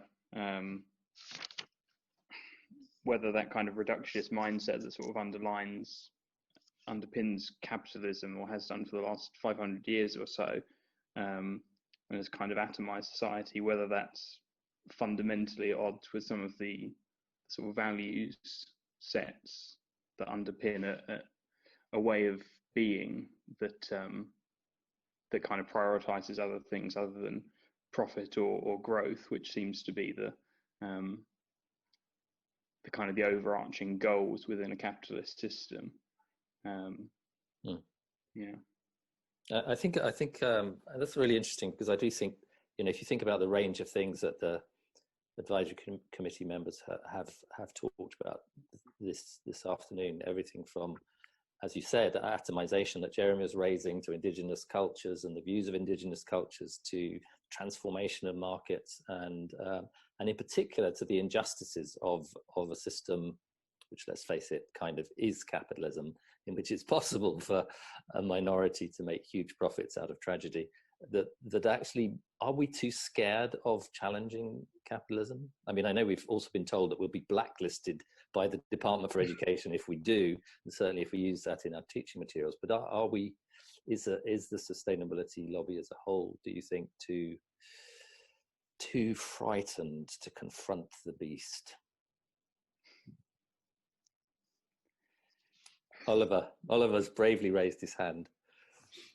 So I agree completely with what Katherine was saying about it's about definitions, and actually capitalism means lots of things to different people, and I think it's the better course is probably just to not worry about the name too much, but just focus on the changes that we want. But I think one aspect of capitalism that is helpful is, unlike previous organizing systems, is extremely good at generating rapid change. So that's the point where you can actually grab onto that advantage and use it. And I recommend listening to Jeremy Grantham. I actually saw him give a talk just a few days ago. And he talks about that. And we're perhaps starting to go into this transition period where the system is waking up and generating rapid change. And so Jeremy Grantham has talked about limits to growth a lot, and that's where he's put his money in the Grantham Institutes, recognizing that the physical limits of the system, but then saying that we then need to change the system to adapt to it. Yeah. Thanks, Oliver. I'm just going to very quickly, I've just promoted you, Isabel, to the panel, and it would be really great to hear from you very briefly. Isabel, as I said, has been, and I'm not quite sure where it really stands at the moment, Isabel. It's certainly an open invitation from our side, but I know you have some limitations, but it'd be great just to hear your reflections briefly on the conversation. Do you hear me now? We do. You do? Okay. I'm sorry. I think that my English ability has decreased, so I'm a bit shy to talk now. But I'd like to reflect on what Oliver just said about that one of the strengths of capitalism is its ability to quick changes. But I think this is not really a good argument, because what we've seen through 500 years of capitalism is a huge ability to make changes, to keep its own internal law, which is that everything is ruled through the quest of profit. And I think we would like to challenge this very rule.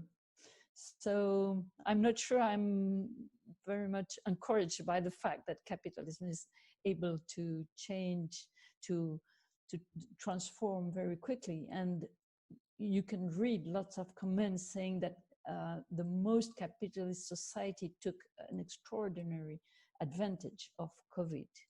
And for instance, I would invite you to, but it's in French, maybe I could send it at least to Tim or those of you who speak French, Robert Boyer, who is the founder of the regulation theory in France, which is an economic stream associating politics and social events in economic theory. And his argument is that capitalism has never been so strong than today. And I'm sorry to answer this. This was my most negative reaction, but I was on the point to send you a note saying how happy I was about this conversation and about the fact that you all seem to pinpoint so many encouraging things through the COVID period, and showing I'm very happy and optimistic after listening to you, because you showed that so many things are going out on that seem to announce the ability of our system to change in the right direction. That was my feeling by listening to you. So for this, thank you so much. Thank you, Isabel. And I can assure you, if any assurance is needed, that your English hasn't suffered from not seeing us. Yes, but we have suffered from not seeing you. So I hope there'll be an opportunity to at some point. Now, we've got a question in from Samantha Cooper. Sam, I've just promoted you so that you could ask your question live, Sam. Can you hear me? Yes, we can. Hi, Tim, and thank you very much to the advisory panel. It's absolutely been fantastic.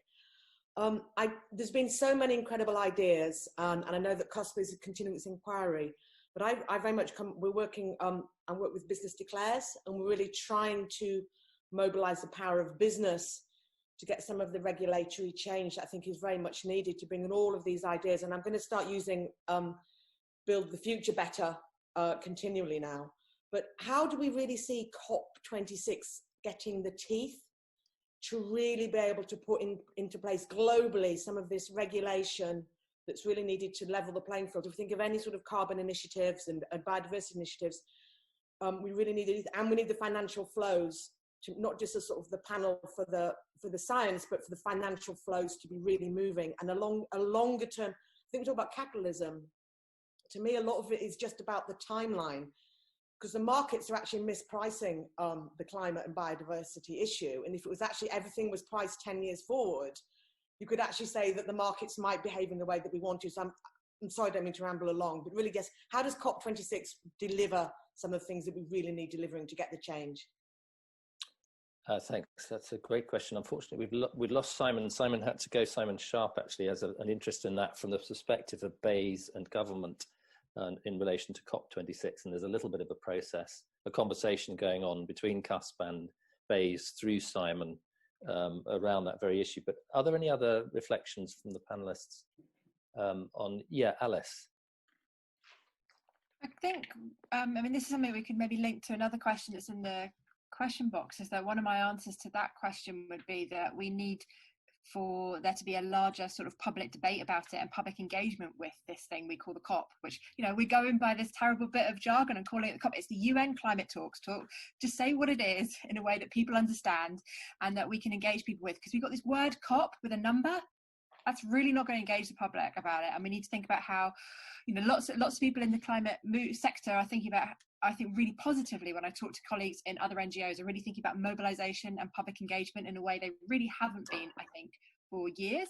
It's been a big push on, previously people were thinking too narrowly in terms of the policy debate and talking to policy makers, and that's important. It's great that people like Oliver come to events like this, and he's great and listens to lots of different people, but it also needs to be about publics talking to each other, and about from a kind of traditional activist thing, it's people in the streets, but it really doesn't just have to be that. It can be people in lots of different places. It's about having big conversations. So our politicians know that they need to talk about it, and it can't be something you just send Oliver and maybe half the minister to. It's something that is going to be on the front pages and is going to be talked about in cafes and pubs and all these cultural institutions, which will still be going because people will be able to meet together again by the time it comes around to the UN climate talks. I'm not calling them the COP.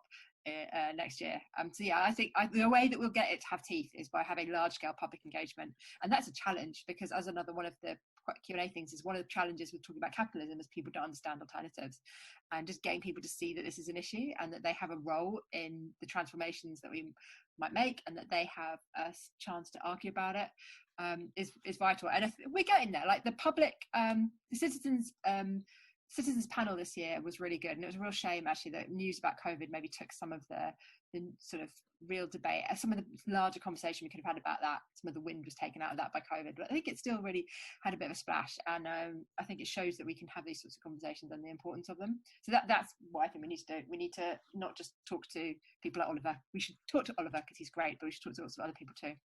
Brilliant, thanks, Alice. It is a little bit of a problem, isn't it? There's a kind of insider dialogue that knows which number associated to the word COP means what, and outside of that set of people, it means nothing to anybody. I think it's quite a legitimate challenge. I just want to, Sam, that's probably not a full answer to your question, but thanks for raising it. What is it you think that business would need out of COP most? Certainly regulatory clarity is key, but I think a real sense, as we've talked about, so many things have changed this year. I think a real sense that they are not going to be able to continue as they have done, and that the regulatory pace that we see driven by, say, Mark Carney and GCFD and all of those is going to just not allow business to continue. And actually, they will almost get into it, not that we want competition, but they'll get into competitive race to move forward. Yeah, thanks. We'll try and do what we can, where we can, to take that forward. Jane, very quickly on that, because I have a couple of other people wanting to come in, and we're very close to finishing time. No, just a really quick point, as somebody who's been to a number of COPs. I mean, I think we have to, in a sense, downplay what might come out of the COP itself, but we have to absolutely do everything we can in terms of all the governments of the UK putting on a good show at the COP. And that's really important. It's the work now for us in the COP that will actually determine a number of the outcomes, because what won't happen is on UK soil with UK presidency, we will not end up with agreements the UK isn't already bought into. What we need to do is make the UK much more accountable across all the countries to make sure that they fully understand that the country is behind them in the context of acting as they should. Thank you, Jane. Just to come back on the question of capitalism very briefly, we won't open it up too much again, but just Geraldine Hall saying, actually, is it important to be able to see an alternative and to see the prevalence of possible alternatives to capitalism? I know that's something that some of you on the advisory committee are very much engaged with. So I kind of agree. I think we probably would agree with that point, Geraldine. I'm just going to ask Nadim, who creatively used the raise your hand signal, which I've just spotted. Nadim, I've promoted you also. You can speak now. Hello. Yeah, I'm just making sure. Can everyone hear me? Yes, we now? can hear you, Nadim. Yes, that's fantastic. Yeah, I don't know. It's like a bit of a comment and a quick question. Maybe it's quite general, but I just wanted to kind of synthesize my listening and being happy really to listen to all of this. In a way, I tried to phrase my question is like, can we kind of calibrate the learning from different contexts regarding the COVID pandemic, but in a way to dissolve the polarity, which I can see there's like polarity in so many ways, like in so many keywords the panelists have used, like so there's the command economies, there's the democratic world, and there's there's some sort of polarity between the urban and the rural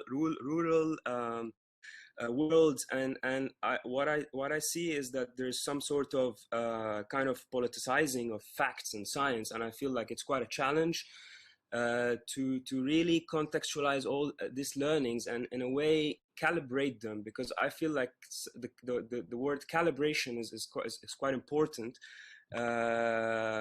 Especially that, for example, intergenerational differences between like media and like some people, I'm using Instagram, for example, to find out about the world, and so in a way, just to sum up the question again, is like, okay, so what are the main challenges to kind of dissolve this polarity that we are seeing in dealing with such very complicated scientific matters and all of this in a way that's intergenerational, but also global, in a way that you have the experience of the first world dealing with COVID, and you have the experience of the third world, and I can argue of the 18th world, as well, so how is this calibration going to be possible, in dissolving this polarity? Okay, thanks, Nadeem. So it sort of goes back in a little way to the sort of challenge that Jeremy was raising before about a kind of degrees of atomization that have separated out things too much, created polarities in the process, and obscured the process of thinking through the changes. Who'd like to have a go at that trivial question?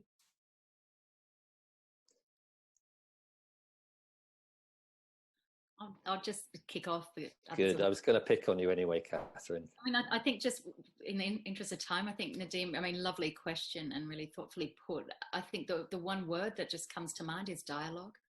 And I mean, I think people do have capacity to get their heads around the great complexities that you identified in the right circumstances, and paying attention to how people participate in imbalances of power and those sorts of dialogue. I just have such faith in deliberation. That would just be my ever so short, rather crude answer, but I really trust in people talking to each other and talking with each other. Any other thoughts or reflections from others? Camilla. Yes, thank you, Nadeem. I think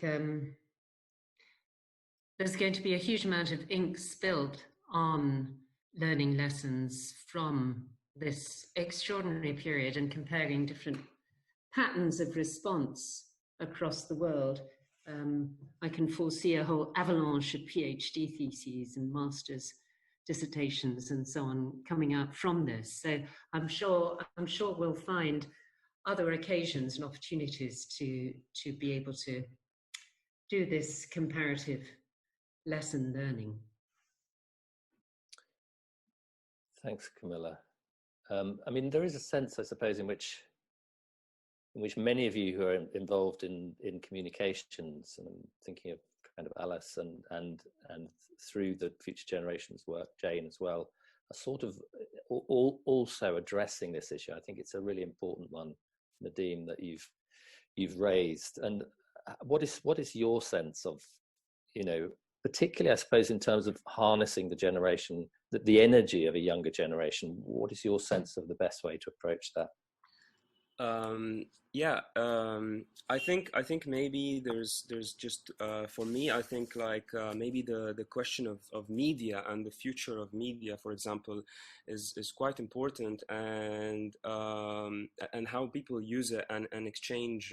You know, for example, you're having this seminar. It's on Zoom, and it's all of us people interested in this field can listen and be engaged in all of this. But at the end, on the other hand, you have like global world leaders. They're also, you know, they used to present themselves in big conferences and such, but then you see some of them now these days are also confined to doing their big huge meetings and public statements to the public through Zoom and such. So I feel like maybe like looking at the how we can use media, how we can really communicate in a way that's as powerful as all this global leaders leading us, you know, used to be leading us through TV and radio and all this, and now it's some sort of democratization of the communication tools. So I think maybe that's one where I would start to think about this, for example, because at the end I think it's a kind of a balance of power, or a balance of effective communication between the different camps of views and such, because that's because of the, you know, the politicization of facts and science, which you can see all over now, you know, with the American campaigns and all of this.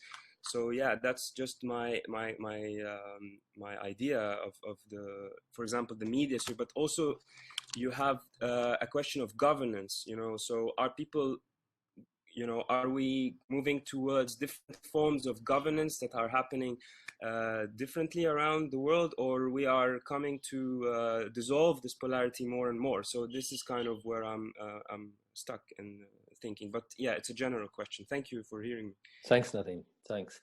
Okay, we are coming to the. We've actually rushed past the foreseen endpoint. which is very bad chairing on my part, probably. But it's partly a testament to the engagement that everybody's had, and it's been a fantastic session. A couple more questions on the Q&A. One really sort of going back to our discussion about capitalism and why a challenge to capitalism. This is Ian Christie kind of writing why a challenge to capitalism has been ineffective. And then Nettie is kind of asking, and I think this is quite a nice question also, just to ask very quick final reflections from the panelists who still remain. Should we be looking for a kind of environmental and social silver lining from the situation that we find ourselves in? Is it a good place to start thinking seriously about a shorter working week, or changes like the universal basic income, or even, dare we speak it, reduced consumption, reduced consumerism? Or is that actually too distasteful when economies need to recover and people are still suffering? I think that's a really interesting question. I'm just going to ask very quickly for reflections from each of the AdCom, maybe ending with you, Camilla, for just a final roundup on the role of the AdCom and the future of that in relation to CUSP. But Oliver, maybe you could start with just literally a kind of minute or two. I think that's probably all we have time for. So I think one thing that comes out of this crisis is a bit more the realization that we're all in this together. So I'm reminded of David King's point that he said many years ago about climate change, when he said it doesn't matter if you're sitting in the first class in the plane if the wings fall off, right? And that's the reality of the global situation. And now we see resilience of the global system as a much seems to be more important as it really is. And you can see that, I'll point to the OECD, New Approaches to Economic Challenges. They're doing a lot of work on this and looking at growth. Should growth be the objective for rich nations? So there's a lot of positive signs. That's what I point to. Yeah. Thanks, Oliver. Jane. Yeah, I mean, I think it's a really important question, but I don't think there's a simple answer to it. I certainly have felt that when the furlough scheme came in, I remember thinking, if only we had prepared properly at the Cygnus project, which was the pandemic project that took place back in 2016, to look at how we'd manage as a country under a pandemic. And I was thinking, if only we had really thought this through in the context of what would happen if any external circumstance meant we had to face something like we've faced, it would have been a brilliant pilot for universal basic income, because it would not have limited people from working in their own fields, which the furlough did. So ironically, the very things that people could do were limited by furlough, and other people weren't even able to access it. But piloting a universal basic income at that time as a way of keeping the economy going in a different kind of way and giving it, therefore, a proper platform would have been a great way forward. So I think for me, this always comes back to the fact that we can predict these things coming our way. We've been told they're going to come. We've got scientific evidence they're going to come. And we should now be saying, how can we respond to those in the best possible way? And if we try pilots on things beforehand, we could have something ready in such a circumstance. So I just think it's that forward thinking. And for me, it always goes back to the silver bullet for me is legislation that looks after future generations, because it will make and makes governments behave differently. That's it. Yeah, thinking more clearly about the future. Yeah. Sian.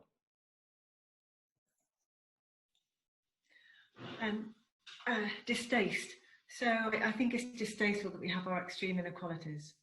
I think it's more than distasteful that companies have got free rein to cause environmental and social harm. I think it's going to be really difficult to reconfigure our economy around less.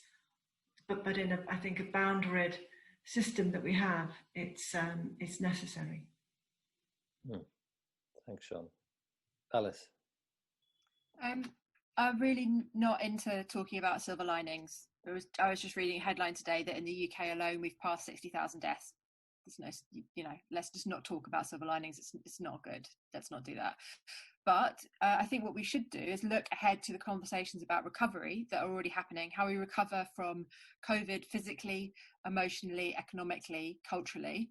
But remember in that this COVID recovery cannot be allowed to dominate, to completely obliterate all the other kinds of recovery conversations that were already happening and being demanded of our leaders and of each other before then.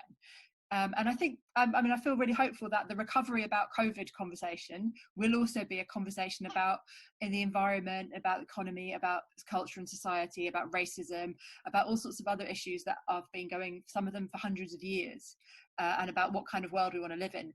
So although some people might want to frame that as, oh, finally we're getting to have this big conversation we've been wanting to have for ages, I think that conversation would have happened anyway in the next few years, particularly with pinching points around climate change and just the ways in which the conversations about capitalism and our economy and what we mean about the different types of capitalism and economies we have were going. It could be really messy and it could be really nasty still. I don't think it's going to be an easy conversation. But yeah, I mean, the important thing I think is not to be pulled into any rhetoric of saying silver linings, because that's not going to be helpful, but also not letting us, a conversation about recovery be narrowed into just being about this one thing that's happened, this one illness that's happened over the last year, because there's so many other issues that desperately need addressing and are about a form of recovery. Thanks, Alice. So a final word and reflection perhaps on the conversation as a whole as well. Camilla. Yes, well, thank you. I'm going to use that intersectionality word, which I don't often because it's rather long and complicated and I'm never quite sure what it means. But I think this couple of hours shows very clearly how CUSP activity intersects with membership of the AdCom and vice versa, in a way from which I hope we can all learn. I think each member of the committee brings to the CUSP debate a wonderful network of activity, ideas, new thinking. And I think we each take from CUSP back out into our networks a renewed sense of purpose, of interest, and of unexpected ideas that we gain from that connection with CUSP. So there's a very permeable boundary, if you like, I think, between the CUSP portfolio and us as advisory committee members. To try and answer that question, it seems to me that if African countries can see post-COVID recovery as the springboard for economic transformation, which they know they need to do, they've been talking about it for decades, that the crisis prompts a real new commitment to that transformation, then surely we also should do the same. I think we've also learned so clearly that the state has shown it can act, it can borrow huge amounts of money. Let's try and shape the recovery in a way which addresses some of these deep, terrible injustices that we face in our society today. It has to be the moment, if not now, when? So can I just thank my fellow colleagues on the advisory committee and Tim and CUSP staff for a really thoughtful day today. And thank you to all our participants for putting their ideas and questions to us. Thank you. Thank you, Camilla. So that brings us to the end. I really just add my thanks to Camilla. So that was Camilla Toulmin, Simon Sharpe, Jeremy Oppenheim, Henrietta Moore, Jane Davidson, Katherine Trebeck, Alice Bell, Oliver Bettis, and Sian Ferguson, with some additional contribution from Isabel Cassiers, and they are the CUSP Advisory Committee. They've been a fantastic resource to us in CUSP, helping us to lead and to guide our work, and we very much appreciate that. And my thanks also to the CUSP team and the alacrity with which they dealt with all technical problems and gave us a very interesting, useful, enlightening seminar. Thank you to everyone involved. And we'll see you again soon. Bye.